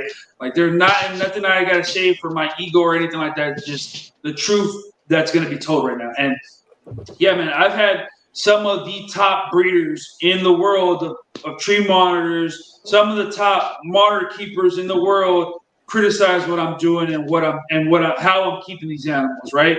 And every single time when it comes to the criticism, their only leading point that they have every single time is that, like, you're doing all this and you don't have eggs, so you're not successful. You're just blowing smoke up everyone's ass. That's what they tell me every single time. They're like, Bro, you got these giant cages, you got the lighting, you got the this and that, but you don't got eggs, so you're a nobody, right? And I'm just like, give me a chance, right? I literally showed that I finished these cages like last week, right? I finished these cages finally last week. Watch what's going to happen in the next 6 months. How I can guarantee I'm going to be up to my head in eggs from all these animals now that all my enclosures are done, everything is settled, and everything can just be dialed in with the animals now, right? But again, when I did the large enclosures, I'm not like, I got to be honest, man. I'm a very like, I'm a controversial guy in the tree monitor keeping because, like, I'm not here to step on anybody's toes, right? But I will say, if somebody is keeping in this nature that I'm keeping, power to them. I love them. I'll kiss their feet, right? If they want to keep them the way that I keep, right? Or even go better. I have friends all over the world. I have friends in Europe doing way better stuff than I'm doing here, right? But for some reason, the breeders here in North America and America get so tight buttholed whenever they see my cages, and I'm like, look what I'm doing. You should do this. The industry standard for tree monitor keeping is a 4 foot by 4 foot by 2 foot wide enclosure. That's what they say you should keep a blue tree monitor in.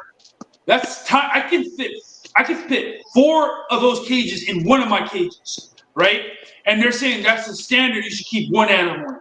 And so I'm like, bro, that's too small. We're talking about an animal that lives 50 foot up in the tree that has literally infinite vertices, axes to climb. It can go this way, up, down, sideways, whatever. It has infinite range of motion to move around in the wild. And you're saying it has to live in this limited space? So when I came out here and I was like, no, I'm going to do it bigger. I'm going to do it better. You do it like this, I'm going to do more lighting than you. I'm going to do more misting than you. I'm going to do more rock walls than you. I'm going to give them more highs than you. I'm going to give them more space than you. I'm going to give them better heating. I'm going to give them better foods. I'm going to do all this stuff, and I'm going to post it live so everybody can see it. You tell me what's better, right? You tell me what looks better. This or a 4x4x4, but 4x4x2's enclosure in someone's like breeding facility. Those things that I've done and tried to, like, just change, right? I want to be able to talk to someone and see that they're keeping tree monitors like this, man, like big enclosures, plants inside the cages, large places to like, look at for example, look at the log in there, dude. That log is bigger than my arm, bro. It's a giant log that I put in these cages. Like, I go out and get these things, amenities that I know that they would use. Look at all the lighting. Look at all this stuff, right? These animals they're utilizing every inch of it. I have videos where my monitor will climb from the top to the bottom all day, every day, right? Utilizing every inch they can in these cages. And I have people saying I'm wrong for doing this. I'm not going to say no names, but the most prolific breeder in the USA literally told me that I was just some kid decimating wild populations because I want to collect all these blue tree monitors and I'm keeping them in captivity as pets and not breeding them for other people to buy them from me. And I was just like, who are you to judge me for what I'm doing in my projects if you don't know anything about me and what I'm doing, right? I have this goal where I want to breed these animals and donate my babies to zoos all around the world, right? So they can have their own captive breeding program. No money at all in it. What I get out of it is a satisfaction to seeing my animals in a zoological institution where my family, my friends, everyone can see these and then hopefully keep on breeding, right? If any other breeder, if any other person has been doing this longer than me wanted to do that, they could have done this long time ago before I even came up with this idea, and they don't. So it's these things that I do, and I'm very public about it. I'm like, hey, look, check out what I'm doing. Look how I'm doing this. These guys just don't like it. And they always find it as a threat because when they see me doing this and when someone sees my page and I'm doing this and I'm not a breeder, and then they go to the breeder's page and they see their enclosure and it's not like this, they're like, who's doing it the wrong way? Who's doing it the right way? And it's always like they don't know how to answer that question, Sorry for the long rant, but that shit boils my blood, dude. That And it's topic funny. boils my blood. And it's funny you said that because when I came into the hobby, they said the same thing. That's Like, what you they don't have any always say, animals to dude. sell? Yeah. That's what they always say, dude. That's always a metric. It's like, oh my God, you don't got babies? Oh, you're not a true keeper. You're not a true breeder, dog. You're not valid because you don't got babies. See, that doesn't make any sense to me. First and foremost, that's an invalid argument. I mean, yeah, breeding is congratulations. You figured out a way to get them to reproduce. That doesn't mean that you're keeping them right. I mean, you could put two humans together that have been abused and fucking beaten to shit, and they're still gonna fuck. I mean, it is what it is. Dogs, all animals. These animals are literally made to breed. Yeah, we're literally every animal, anything that breathes is meant to have sex is gonna have sex. You can't really base success of keeping based on reproduction of animals. Like that's just not how it fucking works. Like, congratulations, you got a male to stick his penis inside of a vagina and reproduce animals. That doesn't mean that you're completely keeping correctly. And it sounds like these breeders could change their mentality and look into this more and wish success with collaborating on the projects. Like, okay, cool. Hey, keep me updated. Let me know how this goes, and let's see if you are successful. If you're not successful, let's tag team these theories and these ideas together and positively come about this and, continue to further the hobby. Because let's go backwards, right, Eddie? The bullshit that we were talking about, this is that bullshit right there. Like, I don't understand how these big name breeders that are keeping these animals in small enclosures, I'm not saying that they're wrong. Like, don't get me wrong for a second. Yeah, we'll get back to that. But for somebody to want to step it up and bring it to that next level, I don't see the negative in that. Like, yeah, at first, you're probably not going to be successful breeding. First and foremost, I mean, look at those fucking massive enclosures. There's a lot that you got to fucking dial in. To get the light cycles, the temperature cycles. I'm sure they're a lot like boas, where you have to have the light cycles, the temperature cycles. You got to do everything right to mimic the seasons to get them to trigger that breeding response. So yeah, it's going to be tougher in a bigger cage, but that's just fucking, that's blatant knowledge. That's any industry keeper working with a fucking 7 foot, 10 foot long, 10 foot long, 4 foot wide, 7 foot high enclosure. It took me a long time to fucking figure out that if it's not summertime, I got to play with my fucking temperatures, figure out the hot zone, the cold zone for my fucking retic. Like, it took time, but after about, I'm sure, how long have you been working on these enclosures? 6 months, 7 months? 6 months, yeah, since I moved in here. I moved in here in like January, so around that time and I finally finished them, right? And now I'm dialing everything in. So yeah, it's a process, man, It's tough, man. I'm only working with one, so I can only imagine what 8 of them was like with you. It took me about 6 months to dial mine in the wintertime. So now I'm ready for the next winter to keep my retic, and I'm not even trying to fucking breed her. I'm just trying to keep her ready. So I can only imagine what you're going through. But the point is, the harder it is going to be to dial it in. So fucking what? You're not going to be successful at first getting eggs. It fucking boils my blood at the fact that that's the measurement of success in this industry. And by the way, I got eggs this year. I got 3 eggs this year, and they didn't go all the way, but I got eggs. So I shut a lot of people up, but then they were like, "Oh, but you didn't make a full term now. Like, why aren't your other animals?" So it's always some shit new, man. I promise you, man. But like, yeah, everyone says that's it because they keep them in the small cages. They're like, they breed in small cages. They don't breed in big cages, and I'm doing it wrong, and I'm spreading the wrong gospel because of it. Sorry to interrupt. No. You're good, man. So yeah, the reason that they're probably able to get them to successfully breed is it is easier to trigger a cycle in a smaller enclosure. Exactly. It's way easier to dial in my 3x2x2 than it is to dial in that 10 foot. But once you get it dialed in, I don't think it's going to make a fucking difference. And what they're probably scared of, and I mean, anybody that watches this podcast and questions this, you're more than welcome to fucking PM me, because when you do see success, they're fucking scared, because then it's like, oh, okay, so the 4x4x2, okay, now the bar has been raised. Now you're being looked at. That's exactly. Oh my god, yeah exactly. I love his passion. He gets like Levi. That's funny. Exactly. Now they're in fucking question. Should they step it up? They don't want to step it up because they got comfortable. Now it's it's the same thing with fucking mainland retic breeders. They don't want to step up their fucking enclosures. They don't want to get reticulated pythons off the fucking ground because they got something that works as comfortable.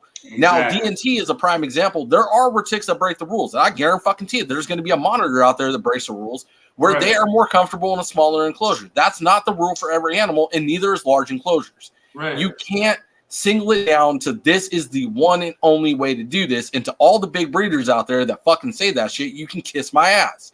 There is not one single way to do it that is perfect. Every animal is different. They're fucking snowflakes. One's going to like a hotter temperature. One's going to like a lower temperature. One's going to be a fucking absolute goddamn rule breaker and be that off the wall fucking wrench that you think is sick, and come to find out it's just how the animal is. There's nothing wrong with it. It's just off the wall. There's something different about it. Just like us fucking humans. I don't understand why this is still an argument. You look at the human population, there is not one person that is completely identical to the next. We are all separate individuals. We all have different emotions, different intelligences, different passions, different emotions, different everything. All the way down to our fucking skin follicles are different. I don't like fucking super hot temperatures. My wife is like a fucking reptile. She likes to lay out in the fucking sun and absorb that shit. I don't like it. You know what I mean? Like it's how it is. And you're going to find reptiles that are the same way. You're going to find dogs that are the same way. I mean, and for anybody that wants to look into it more, look into other animals. People with fucking horses, people with fish, people with anything. If you take the time to get to know the animal instead of keeping thousands of them in one tub in the same exact fashion, if you actually spent the time to get to fucking know them, each one is going to be different. You're going to notice that the fucking ball python that is supposed to be on the warm side happens to like the cool side more. So maybe you ought to fucking stop using the same goddamn temperature gradient on the same fucking rack and individualize that shit. Try to get to know each and every animal. And that is the push that this industry is fucking pushing right now. And I am shooting it up like it's fucking heroin, man. Bigger enclosures, bigger fucking better care. Get to know your animals better. Stop buying 5,000 of one fucking animal, treating them all the same in this fucking cookie cutter bullshit. Bring it back down. And maybe we're going to see more success breeding going this route, Eddie. I hope you're fucking successful, man. I hope from the bottom of my fucking heart all the way down to my fucking shoes, man, and every part of my fiber that you outdo every big fucking breeder this way, because that's going to shut the industry up. That's, well, not the industry, but the fucking gatekeepers, the ones that have been, oh, that's just the way it is. You know what I mean? Right, and exactly. Up the door for pieces of shit like fucking Samson to do what they do. Oh, it's just been that way. Oh, that's just how it is. No, motherfucker, that's not how it is. We can always be better. Yeah. Always. Even now, like, right, Eddie, you could be better. I could be better. Yeah, 100%. Every fucking keeper can be better, and we have to hold ourselves accountable to challenge ourselves to keep pushing the fucking envelope. And there's nothing wrong with it. There's nothing wrong with it, dude. Look at Earl. Shout out to Earl. He is doing it now. He is going to these animals' homes and studying them in their home to try to replicate that. Oh, dude. Natural fucking keeping, man. That's fucking incredible. That's next level. And that terrifies the big breeders because they don't want to do that shit. They don't want to change their ways. They don't want to come down. They don't want to redo anything. They don't want to stop using the same old fucking rack with the same fucking temperatures because it worked. Yeah, just because it worked doesn't mean that you can't be better. Like, and I'm not saying there's anything wrong with it. If it works, it works.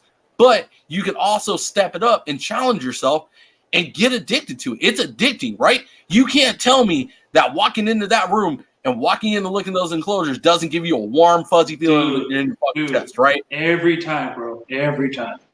Working with my retic, man, just the little bits I've done, adding climbing, adding a shelf. Like I went out, I've found an old garage rack that I was going to turn into a breeding rack, right? And that set it up as a shelf. She fucking loves that thing, man. I don't know what it is. She won't get into her water when it's on the ground, but when I put it up on that shelf underneath her climbing, she gets in the water and soaks now. I don't know why, but I know that retics like to soak. So I did something right. She fucking likes it. That shit's addicting, man. And then when you see them climbing and like you can walk in with them or put your head in your case and like hang out with the animals and get to see what they're doing, man, it's so fucking addicting, bro. And then like with the baby super doors, right? Like I added one little climbing branch, right? And I see them using it. So now I'm adding more.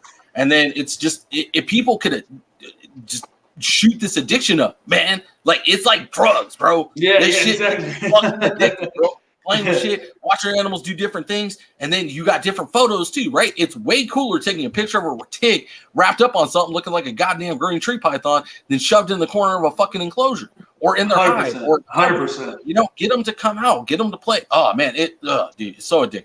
So addictive. You have no idea, man. I love your passion, bro, because I feel like you're on the same mindset that I am with these animals, to be quite honest, man. How I wish more people thought this way, but unfortunately, again, I understand people have different situations, people have different circumstances, but I think this money motivated hobby is just what ruins it for a lot of people, man. Like I said before, there's so many people, so many tree monitor keepers that could have did exactly what I'm doing, or even better.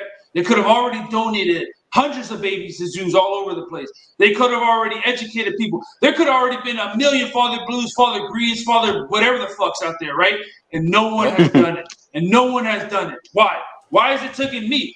Why is it me? And why is it when I started to do it and I'm starting to change things and starting to voice and advocate things with the same passion you have, why is it a problem? Why does these big breeders have an issue, Exactly. And it's just like you said, man, like that's a subject that nobody wants to talk about, right? Like, let's talk about getting back to the passion, bro. Let's talk about getting back to the animals. It was like I was talking to Chris, and who was it that we had on the podcast about doing a herping podcast, right? Like, we don't talk about the stuff that got us started anymore. We don't talk about getting animals out to zoos. We don't talk about donating. It's lost its way because it's so fucking money motivated, man. And that's honestly, this hobby was never, I don't believe it was started that way. There's no way that somebody picked up 2 snakes and was like, hey, I could probably breed these things and make a fuck ton of money. Somebody accidentally picked up 2 snakes, bred them, and realized like, oh, I can sell these for money. And then it lost its fucking weight. Like everything else in every fucking market. Like, people pick it up as a passion, and then money infiltrates and infects that shit, man. It's all about the money. That's true. Man. No, I agree. That's true, Mike. And that's why you got me fired up from the jump, man. Talking about the passion, wanting to donate your monitors to zoos. What an incredible thing to do, man. Like, you're not in this for the money, and neither am I. Because trust me, again, I was talking to my wife about this shit. I fucking send shivers down my spine to know how much I've spent in this. But at the end of the day, that's okay. Like, I don't fucking care. I'm not in this to make money. That's why Donnie doesn't scare me, bro. Like, everybody's scared of Donnie because he makes these fucking videos where he makes you look bad. Oh, you're gonna chase me out of the fucking hobby and fucking hack my Instagram. I don't give a fuck, bro. Come at me, dog. I wish you would. Dude. I don't care. I'm not in this for the money. I'm not in this for the sensational views. I'm not in this for shit. And what separates me from Donnie is the fact that I do give a shit about these animals. I do keep them. I do work with them. And Donnie, you can come at me any way that you want, but I can say that and you can't. Yeah, you work with Kevin, you work for Kevin, and you work with his animals. You don't own them. You don't know what the true fucking passion looks like. And I will call you on that. And anybody that wants to call me back on that is more than welcome to. I'm in this for the animals. I speak for the animals. Eddie speaks for the animals. This is what we do. We want to step it up. We want to challenge ourselves. We want to be better. And anybody that's the thing too, right? With these big keepers, we're not saying, or any keeper for that matter, this message is not a negative message. It's just a fun challenge. That's all this is. What can we do to be better? We're not expecting this shit to happen overnight. I sure as shit did it. Getting rid of racks and little tubs and, the standard that was when I came in, it's taken time. Yeah, I still got snakes and tubs. I'm still using a rack because I'm working my way up to the bigger enclosures. This shit takes time. It don't happen overnight. We're not saying snap your fingers, drop $100,000 and get these facilities with bigger enclosures. Take time with it.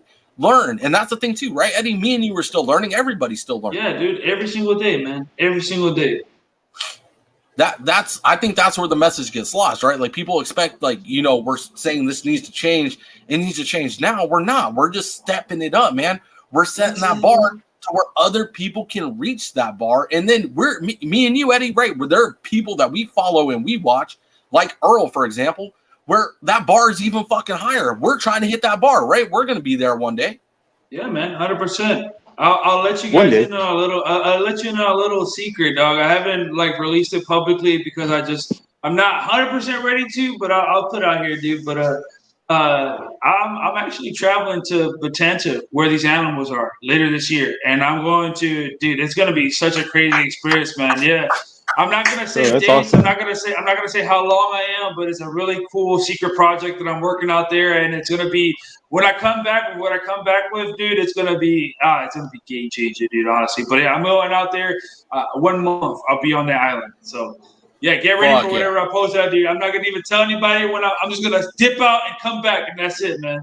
That's awesome, man. Hell yeah. That's a big goal of mine, man, is to travel out to some of the homes of the boas that I work with and like really get to see them in the wild.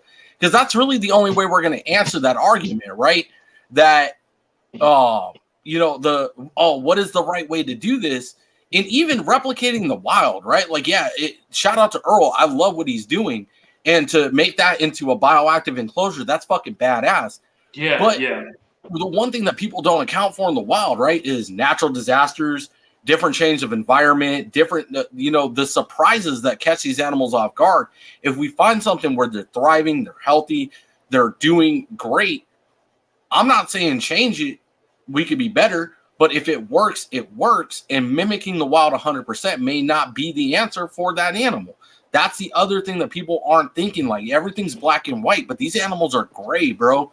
Everything that we do is in such a gray area. We need to quit trying to make it black and white. There needs to be exceptions. We need to quit judging each other so harshly in the ways that we do. Like, oh, well, fuck you, Eddie, because you're making bigger enclosures. I think that shit's stupid. No, stop that shit. Be like, hey, Eddie, why are you doing that? And you know what? I don't agree with you, but check this out, bro. Let me know how it goes. And if you're successful, let me know.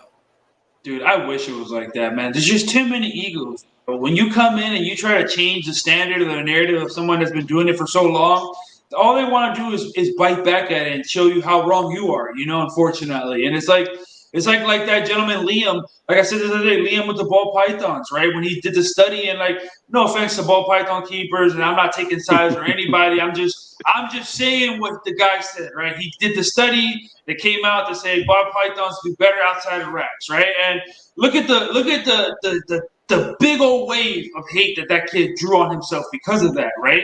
All the people that have been, even the dude from Mutations Creation coming out doing a whole live stream on the dude talking about how he had no idea what he was doing because he'd been breeding ball pythons for 20 plus years and knew more about ball pythons than this kid that did this research study. But it's the same field, man. It's the same thing. People don't like to be challenged on their ideas. And even me, if there's something that I've done that I think works, I don't like it when someone tells me I'm wrong, but I'm open and I'm level-headed enough to be able to talk to someone to figure out how we can make it better, Exactly. And here's the thing with the rat keepers, right? We're not saying, nobody is saying stop using racks. Like, yeah, the kid proved that ball pythons do better out of them. So here's the thing, and this is what's wrong with the country, right? Like, we could even fucking say this, and like, I'm not getting into politics. I refuse to. But there's always a middle ground, man. Like, you don't have to be on opposite sides of the fence. There's a way to meet in the middle. Not one side of the grass has to be greener than the other. All right, so they do better in enclosures, but you support racks heavily. How do you make that shit work? Who is it? Fucking Show Me Kitties? Is that the hognose keeper with them badass racks that got the climbing spaces that you put in them, got the lights? Like, Yes, take Show Me the Kitties. racks and amplify them. But here's the thing that scares these big rat keepers. You can't have the amount of snakes in that rack that Show Me Kitties has that you can in the basic bland racks. And no offense to the big ball python breeders or the boa. I know boa breeders. Shit, I met a dumbass that had mainland shoved in a fucking rack. But we ain't getting into that because that's that Samson bullshit. We'll get into that another time. But it's not would it kill these keepers to cut that money down, that financial income, to be like, all right, so instead of breeding 100 ball pythons this year, I'm going to reduce my collection, amp these racks up, cut the collection down, and not breed as many and not make as much money. That's really what it comes down to. Are you willing to take that financial L to reduce the collection, to up the enclosures, to give them more space, and be more beneficial to the animals? Because I'll admit it, I had way too many goddamn snakes, and earlier this year, Chris will vouch for this, I reduced my collection. I cut my collection down. Now I have way more space to use bigger enclosures. They're not perfect, mind you. They're not gold PVC fucking built enclosures yet, but I'm getting there. But I went out and I got bigger tubs with climbing spaces, with more temperature gradients, with more bedding, with more options to offer more enrichment to the animals. Exactly. Because you want to do that. You want to give your animals that environment. Yeah, man. I know. Like I said, it's the same story told all the time, man. Any breeder can come up here and try to explain to you, me, us in this channel, everybody in this live chat, why they do what they do. And at the end of the day, you can see right through it, man. It's because of the money, bro. There's no other reason why they would have so many animals jam-packed into small enclosures if it wasn't for that, right? And that's the luck of the draw. They chose to go that route. Now they're stuck in a position where they have to do what they have to do to do that. I understand that. I'm just saying, and just for the record of this podcast, I'm only saying I don't care what these other dudes do, right? They're gonna do what they want to do. I'm here to influence the next generation that wants to get into this, that hey, there's other ways to do this that might be better for the animals. And if you want to do this, here are some resources that I provide for you to do this. That's what I'm saying here, That's what I want to do here. Exactly, yeah. And don't get me wrong, like I'm not challenging the big breeders. I don't care. You can teach a new dog old tricks, but it's not as successful. And I don't care to argue. I don't care to argue and fight. You can ask Chris. I don't fucking care anymore. Like I'm not here to do that. Like, and again, I'm gonna keep repeat myself, and I'm gonna keep kicking a dead fucking horse. That's why I'm not scared of Donnie. I don't care. Make me go away. I'm not fucking scared, bro. Like, but this is also why a lot of, not to cut you short, dude, but this is also why a lot of hobbyists leave the hobby because of this right here.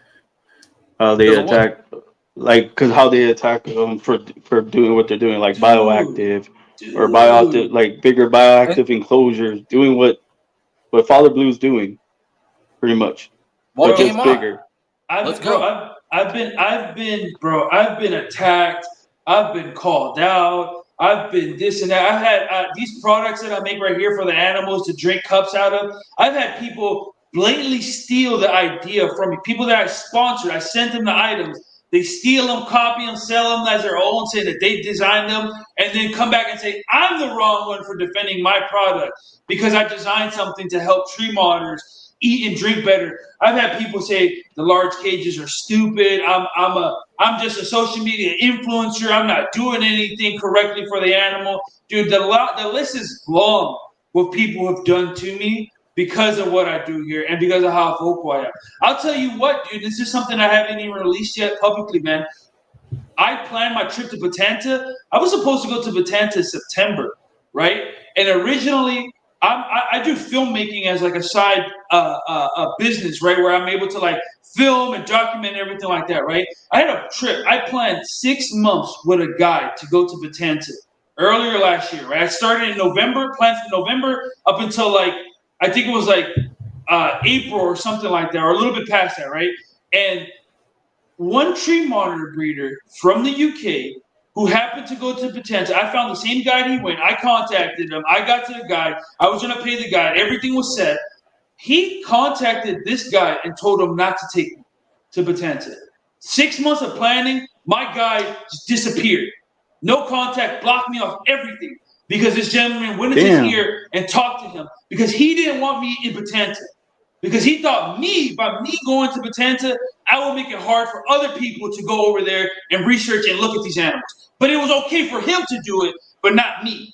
That's how much bullshit that I've dealt with this in this hobby, bro. Like, and I don't like to talk about it. I just like to keep it under wraps. I won't say his name out, but it'll come out.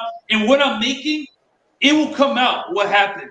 All of this documented. I already got confirmation from the guides. I got confirmation from other people that this is what happened. This guy went into this dude's ear, talked him out his ear, and been like, don't take this guy. Don't.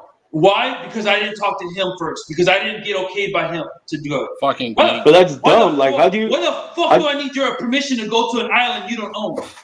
I'm just like, how do you want, like, other people to further their education then? Like, how do you want them... These gatekeeping, dog. Gatekeeping, dog. Yeah, exactly. The gatekeeping and the fucking following and the bullshit that this industry has become infected with, right?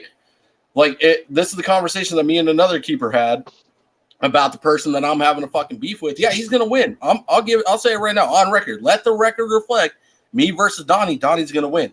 You know why? Because Donnie's got 700,000 subscribers on YouTube, and we got what, 460? But I'm gonna tell you right now, as facts, it's keeper versus cameraman. If we want to argue reptiles, yeah, he's got Kevin in his ear, but my passion is more real. He has admitted it before. He is in this for the social media side. Yeah, that's why he's got me beat.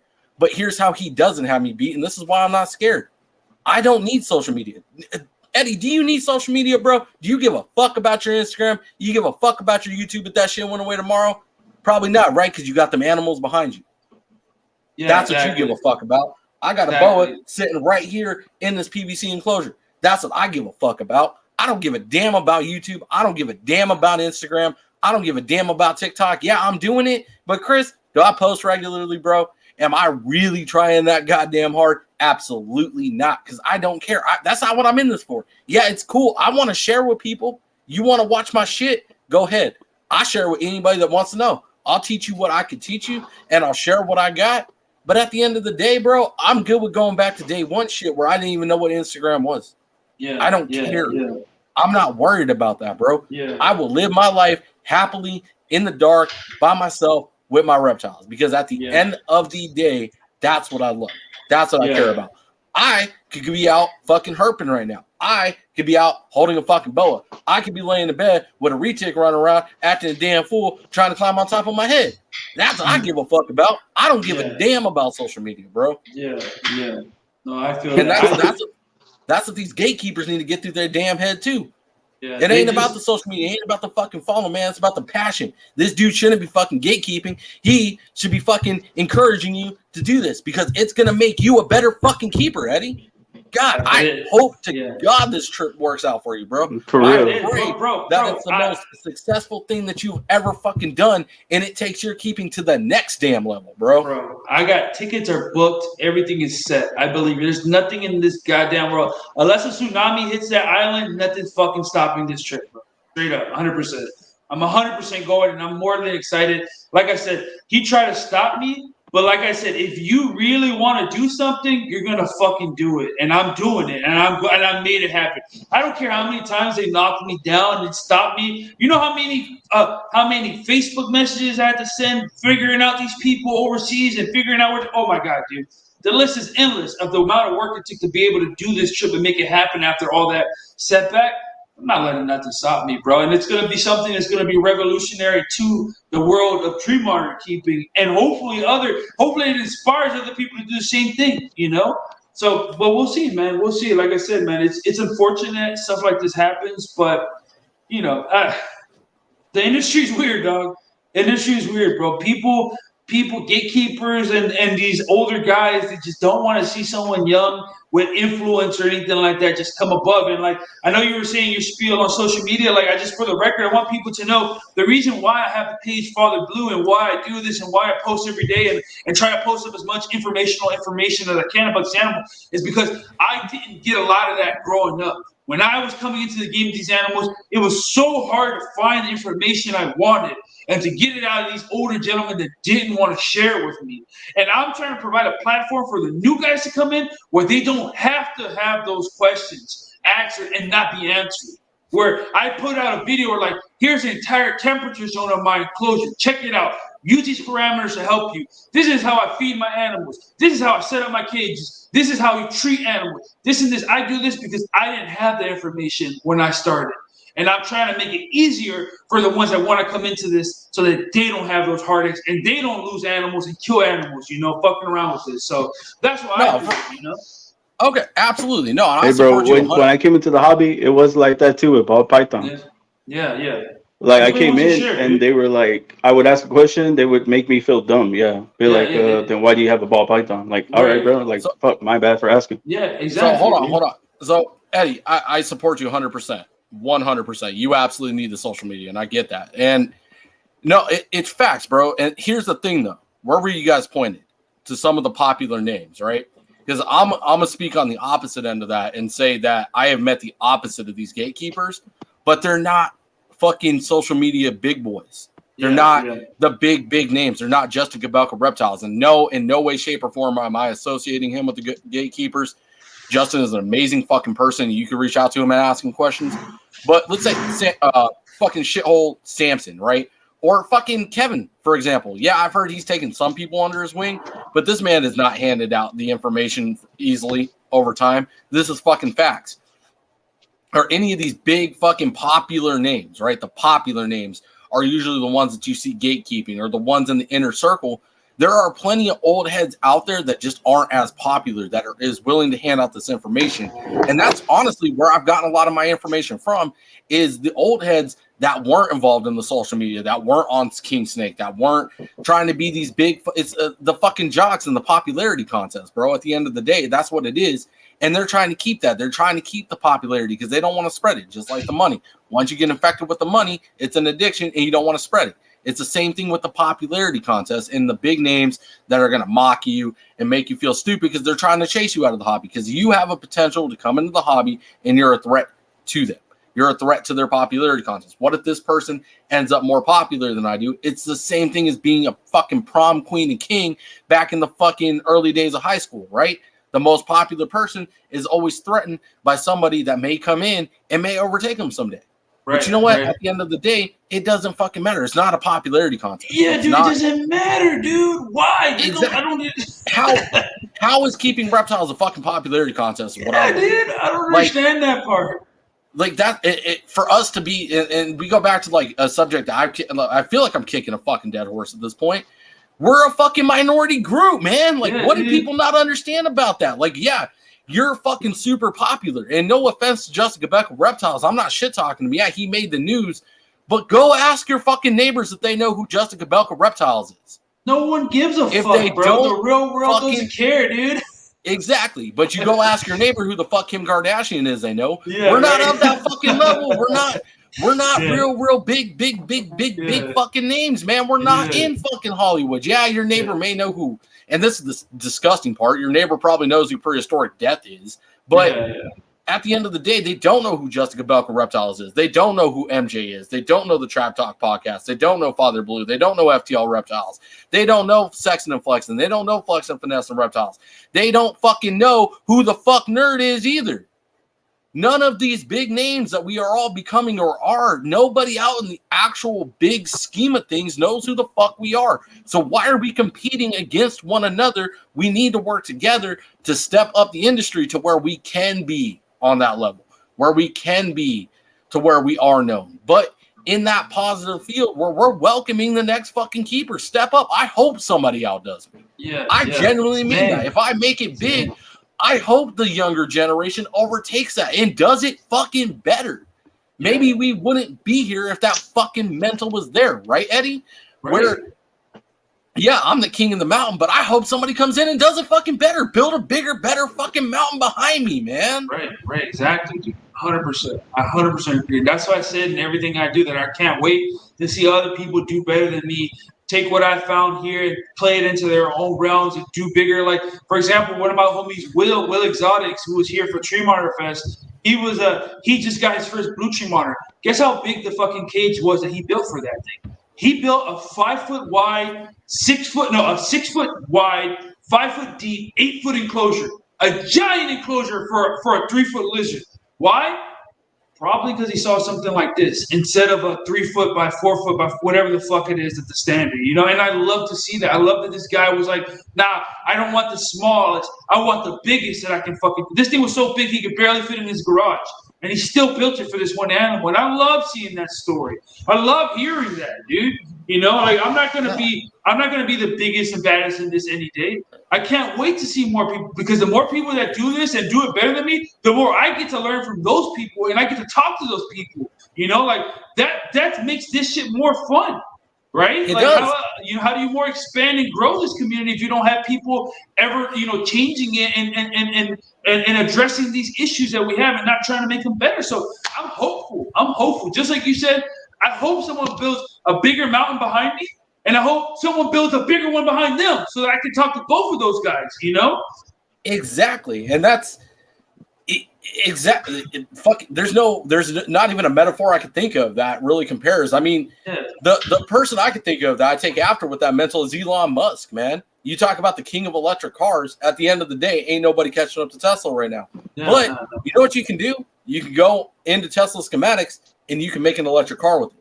Yeah. Elon doesn't hide anything. You can get all the information you need because he is welcome to challenge. He is partnered up with Chevy because they have an interest in it. Here, do it better than I did, because at the end of the day, we're bringing something new. We're bringing something better, and that's what this industry needs. We need bigger, better, faster, stronger. And if you can do it, do it. And yeah, fuck yeah, let's fucking partner up on it. Tell me what I can do to get my Retic even farther off the fucking ground, and I will challenge any fucking mainland keeper to that. I think Shane Costello, right, on the Trap Talk podcast, was the first mainland breeder I've heard even challenge that shit. Let's get Retics off the ground. Hell yeah, they're partially fucking arboreal. I'll tell you what, no matter how big a Retic is, man, I'm sure you get to see this with the big old monitors. Nothing's more majestic than a big-ass snake up in the air, man. And they know what they're doing. It's not like we're doing something unnatural. It's gorgeous. I love it. I love my mainland getting up in the air, man. Being able to walk into her enclosure and look at her at fucking eye level, man, and the way they wrap up. Oh, bro, it's something else. If somebody's got a bigger, better arboreal setup, shit, I'm more than welcome to fucking try it, bro. Hey, Eddie, before I met Levi, I started this podcast and it was to uplift and like motivate people, give them positivity, like spread positivity and give feedback. And dude, you're just doing everything right. You're evolving. That's what it is. You're evolving and doing everything bigger and better. That's all it is. And people don't like, and people don't like it. But I mean, like I said, I ran into that coming into the hobby, and I know where you're coming from, so I get it. Yeah, it's a headache, dude. And all I can do is keep on trying, and then hopefully, like I said, the new generation comes and learns from the mistakes of our past and not have these same issues. You know, like I wish that in some world I can talk to all these people that have issues with me, and we can all have an understanding and learn from each other, right? Instead of trying to be the best, instead of trying to be better than the next person. I wish we can all just sit down and fucking really learn, because if we all put our minds together, there's so much shit that we can do. If all the tree monitor keepers and breeders put their minds together, maybe we could save all these tree monitors from being extinct. Maybe we can all pull our money together and do research trips to figure out what's happening in the wild together, right? And better progress this understanding of these animals, right? But you know, they're pipe dreams, and I can always wish for that, and we'll see what happens. But I'm not going to let none of this negativity stop what I'm doing. I'm going to keep on being who I am. I'm going to keep on being influential. I'm going to keep on sharing everything, because I literally post everything for everybody to see. I have nothing to hide from nobody. I just invited a bunch of strangers into my house recently to check out my entire house. My entire tree monitor house. I fed them, I had them, I housed them, everything like that. We had a great time. I'm not afraid of anything that people want to think about me. And all I want to do is just to better uplift this industry, this keeping of tree monitors and animals in general, and inspire the next people to come into my and you know, follow my footsteps in that same thing. You know? That's all I want to do, man. Hell yeah! All right, brother. And hats off to you, Eddie. I got your back 100% throughout it, man. So we've been going we're already going to hit 2 hours, brother. I wasn't expecting it to be that long. Yeah, I know, it went by quick, right? So we're going to hit you with the wrap-up questions, and then I'm also going to send this to you, bro. Oh, dude, hell yeah, dog. Oh, that's what's Texas, up, bro. bro. Texas, fuck yeah, dog. Hell yeah, thank you, bro. I'm gonna make a bunch of Father Blue merch, and I'm gonna make sure y'all fucking get them for sure. Yeah, I'm trying to do Dickies with the Father Blue stuff on there. I'm gonna get you guys' sizes so I can shoot that out to you guys. Fuck yeah, some OG style right there, bro. So I'm gonna let Levi hit his question, because my wrap-up question was pretty much what we talked about already. All right, Eddie. So first and foremost, let me wrap this in the proper way. What a passionate fucking conversation that me and you just had. That was fucking incredible, man. I support your passion. I love what you're doing. And again, we just the final message for me, and I hope the same for you, Eddie, is that we just want to grow. We want to see this industry be better, do better, and just continue to push, man. So my wrap-up question is a fun one. What a way to end this podcast with this fucking fiery passion, man. I I haven't felt this fire burn this hot in a while. Yeah. And you know what? Special shout out to Donnie, because he's helping bring that monster back down. That fucking anger and frustration of watching him make that video about Derek, man, has really come back out in a different way. And I appreciate you low key, Donnie. Still fucking hate you for what you did, but shout out. Fun question for you. If you could own one reptile and one mammal, no laws, no restrictions, what would they be? But the reptile can't be a Komodo dragon because we don't do stock answers. Ooh, man, if I could own one reptile, any animal in the world, I would own a fucking like a leatherback sea turtle, like a giant sea turtle. I just would love to be able to have like an aquarium that I could just swim with a giant sea turtle, and it's my sea turtle. Oh, But I want him as bro. a baby. I want him as a baby so I could raise him up and I go swimming with my giant sea turtle. I think that would be sick as hell, dude. If I could have anyone, right? And the That'd be big awesome. ass, the big ones, right? And if I could have any pet like mammal in the world, I probably would choose like a panther. I would love those animals. I got my homie Max Strong, who's in Florida, and that guy has panthers that I'm just like, dude, I can't. He's raised them as cubs. I'm just like, wow, dude, I would love to have those two animals. Dude. A turtle, a giant sea turtle, and a panther. I'm set, bro. Fuck yeah, that's a badass answer. Chuck, I think you got one up, bro. For real, that was badass. What's the count on the God. petition for your wife? Oh. Who let Chuck in here? My favorite reptiles are giraffes. Oh, he's talking about that frog giraffe, the one I sent him. Oh yeah, the frog giraffe. That shit was sick. Dude, that shit is dope. Have you seen that? I don't know if I What's still up, have it on Chuck? here. What's good, dude? Do I still have it here? I do. Look, check it out. Have you seen this before, Eddie? Check it out. No, dude, that looks crazy, bro. Dang, Right? dude. That That's is just sick, wild right? looking, man. That's sick, dude. That is sick, man. That's literally called a giraffe frog. Literally. That's sick, man. All right. So my wrap-up question is gonna be the same thing. Like, if you could change one thing in this hobby/industry, what would it be? Just to like have people just chill out, bro, with all the negativity and the hate. Have more people have discussions. Have more like I wish there was like a strong enough presence per state where we could have like a monthly meetup, like almost like a reptile convention, but like just talk about shit between each other so we can like deal all this fucking like hash out all these beefs, figure out all this information, share it with each other. Just like more events where we can get together and like meet people and talk, you know, like that's so we can just like stop all this like animosity and bullshit that we have going on right now. You know, I just think it's just a killer. It's like it's not fun where every other video coming out now is like someone exposing someone or someone talking shit about someone else, and it's no longer like check out these animals and how cool they are. Let's go on this adventure to find them in the wild or look at this cool research. It's not. I want more of that. I would change it so we have more of that. We could, you know. That'd be Oh, yeah. badass, man. Okay. Yeah, that would be absolutely fucking killer, man. Like, Yeah, exactly. I think the expos could be more like that. You know what I mean? Like we Yeah. could definitely, like we're doing with the animals, man. We can push forward and better everything. You know what I mean? Yeah, exactly. Exactly. If we have more Herb Society meetings like that where people got together and talk, like I know they have the gecko symposiums and they have all these other ones, but a lot of the old school symposiums are gone. Like, you know, I would love to be able to have more of those where like people come to a city to talk about reptiles and learn these industry leaders and pick their brains and meet people instead of it all being around how much. Let's go to this place to buy animals. Let's fuck the buying part. Let's go to like talk about it. You know, like that's what I would want. That's what I would love. So like more of like a reptile showcase. You know what I mean? Like Yeah. bring animals, but nothing's for sale. Yeah, You know. yeah, that'd be cool, man. In my opinion, you know, and you could Show still off have like the your best expo. animal. Yeah, you can still have the expos. The expos are fun. I love going to expos, right? I love meeting the people there. But I want to have a place where it's not focused on that. Because you ever go to expo and you wanted to talk to that breeder and you can't because he's got like 10 other people trying to buy animals from him, so you can't even talk to the guy. Well, imagine where you're at a space where he's giving a talk, right? You can hear everything he wants to talk. Just more stuff like that, you know? That would be sick, in my opinion. That would be badass. That's actually man. pretty cool. You know? Yeah, because I see what you're saying, man. Yeah, absolutely, bro. Because hanging out with some of the biggest boa breeders I've hung out with has always been more personable, and it's way better there than at an expo, man. Where you got to worry about sales and got to worry about customer service and representing yourself, right? Yeah, a showcase would be absolutely incredible, man. No sales, bring your favorite handful of animals to show off and educate on, dude. That would be fucking sick, bro. Yeah, I think that would be a cool thing. I would love to see more of that.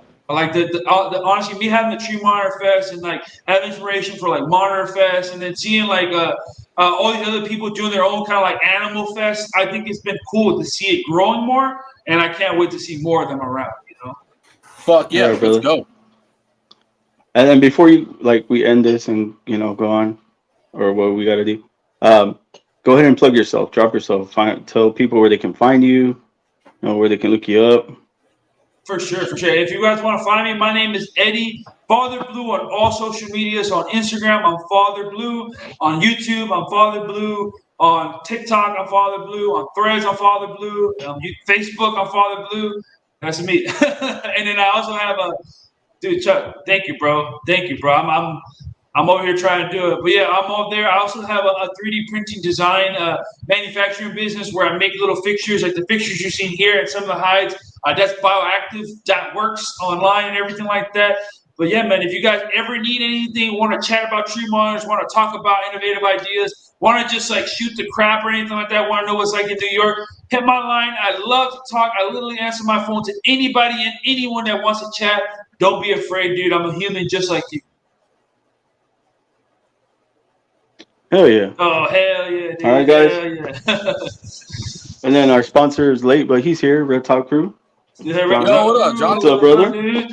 I'm plugging links. Give me just a second. But on that, man, I just want to give you a round of applause. Thank you for coming on the show, brother. Dude, Appreciate thank it. you, man. Thank you, bro. I appreciate you guys having me, man.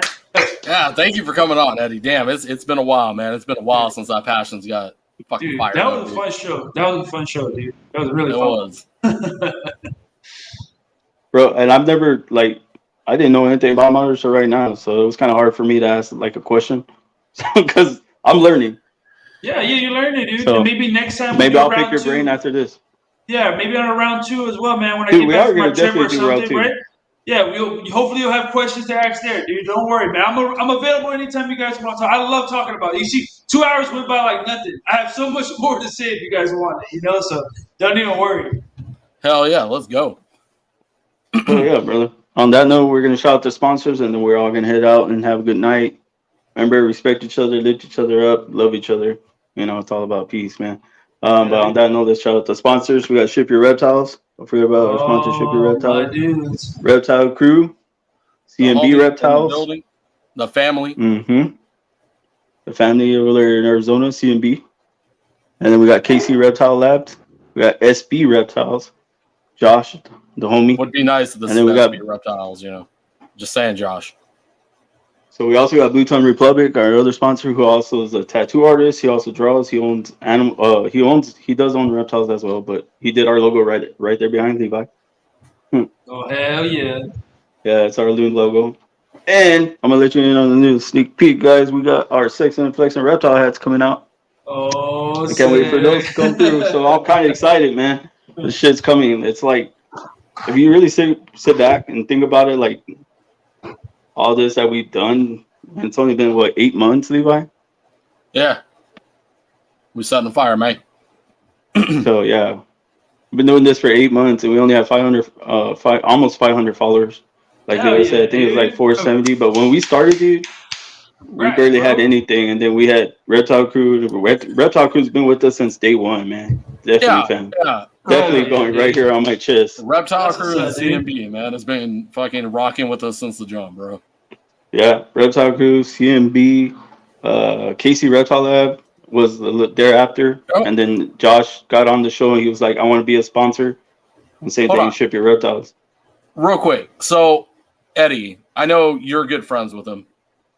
And I know I talk about him a lot, but in such an emotional day, take away from all the other shit that we talked about tonight. First and foremost, congratulations to MJ and his wife. Sounds like they got a baby coming today.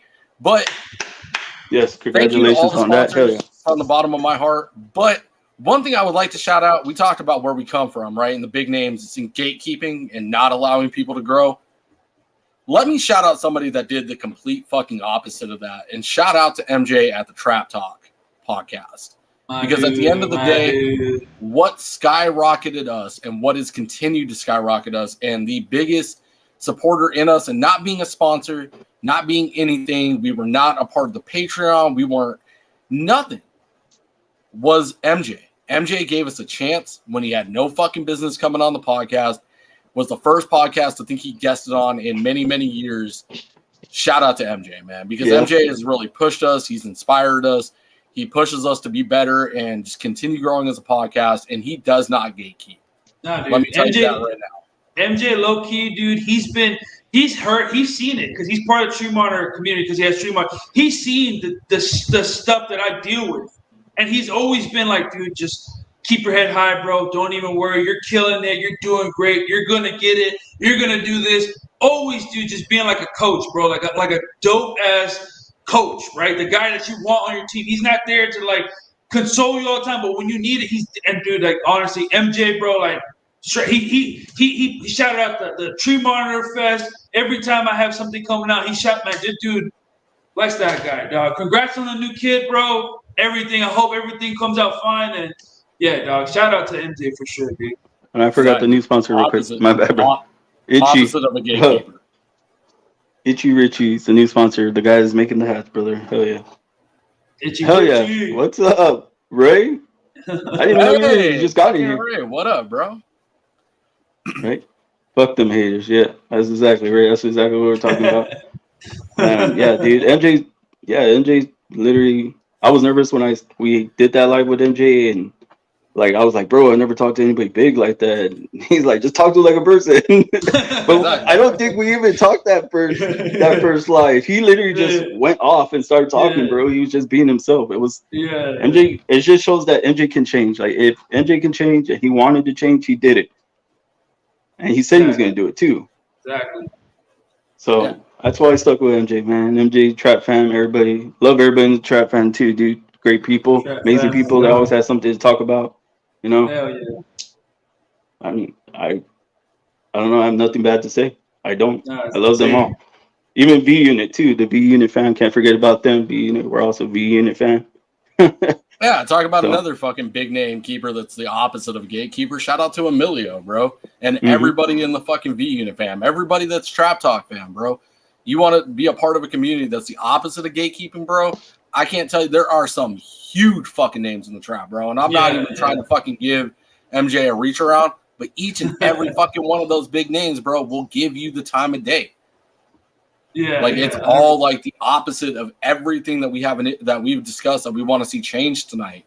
Like it's the leading forefront of it. Like a bunch of big fucking names, bro, and all of them will give you the time of day, whether you're a part of the trap or not. Yep, he's right. But shit, boys, I gotta go get dinner. I'm sure we got fans and reptiles and stuff to get to. It's been great, Eddie. I can't wait for part 2, bro. Dude, if you get that trip before we get that part 2, keep us updated, bro. Send me pics. 100%, dog. Got you. Other than that, guys, y'all have a great night. And we out of here, guys. Love y'all. Thank you again. Thank you, Eddie, again. Thank you, dude. Have a good night, guys. Peace.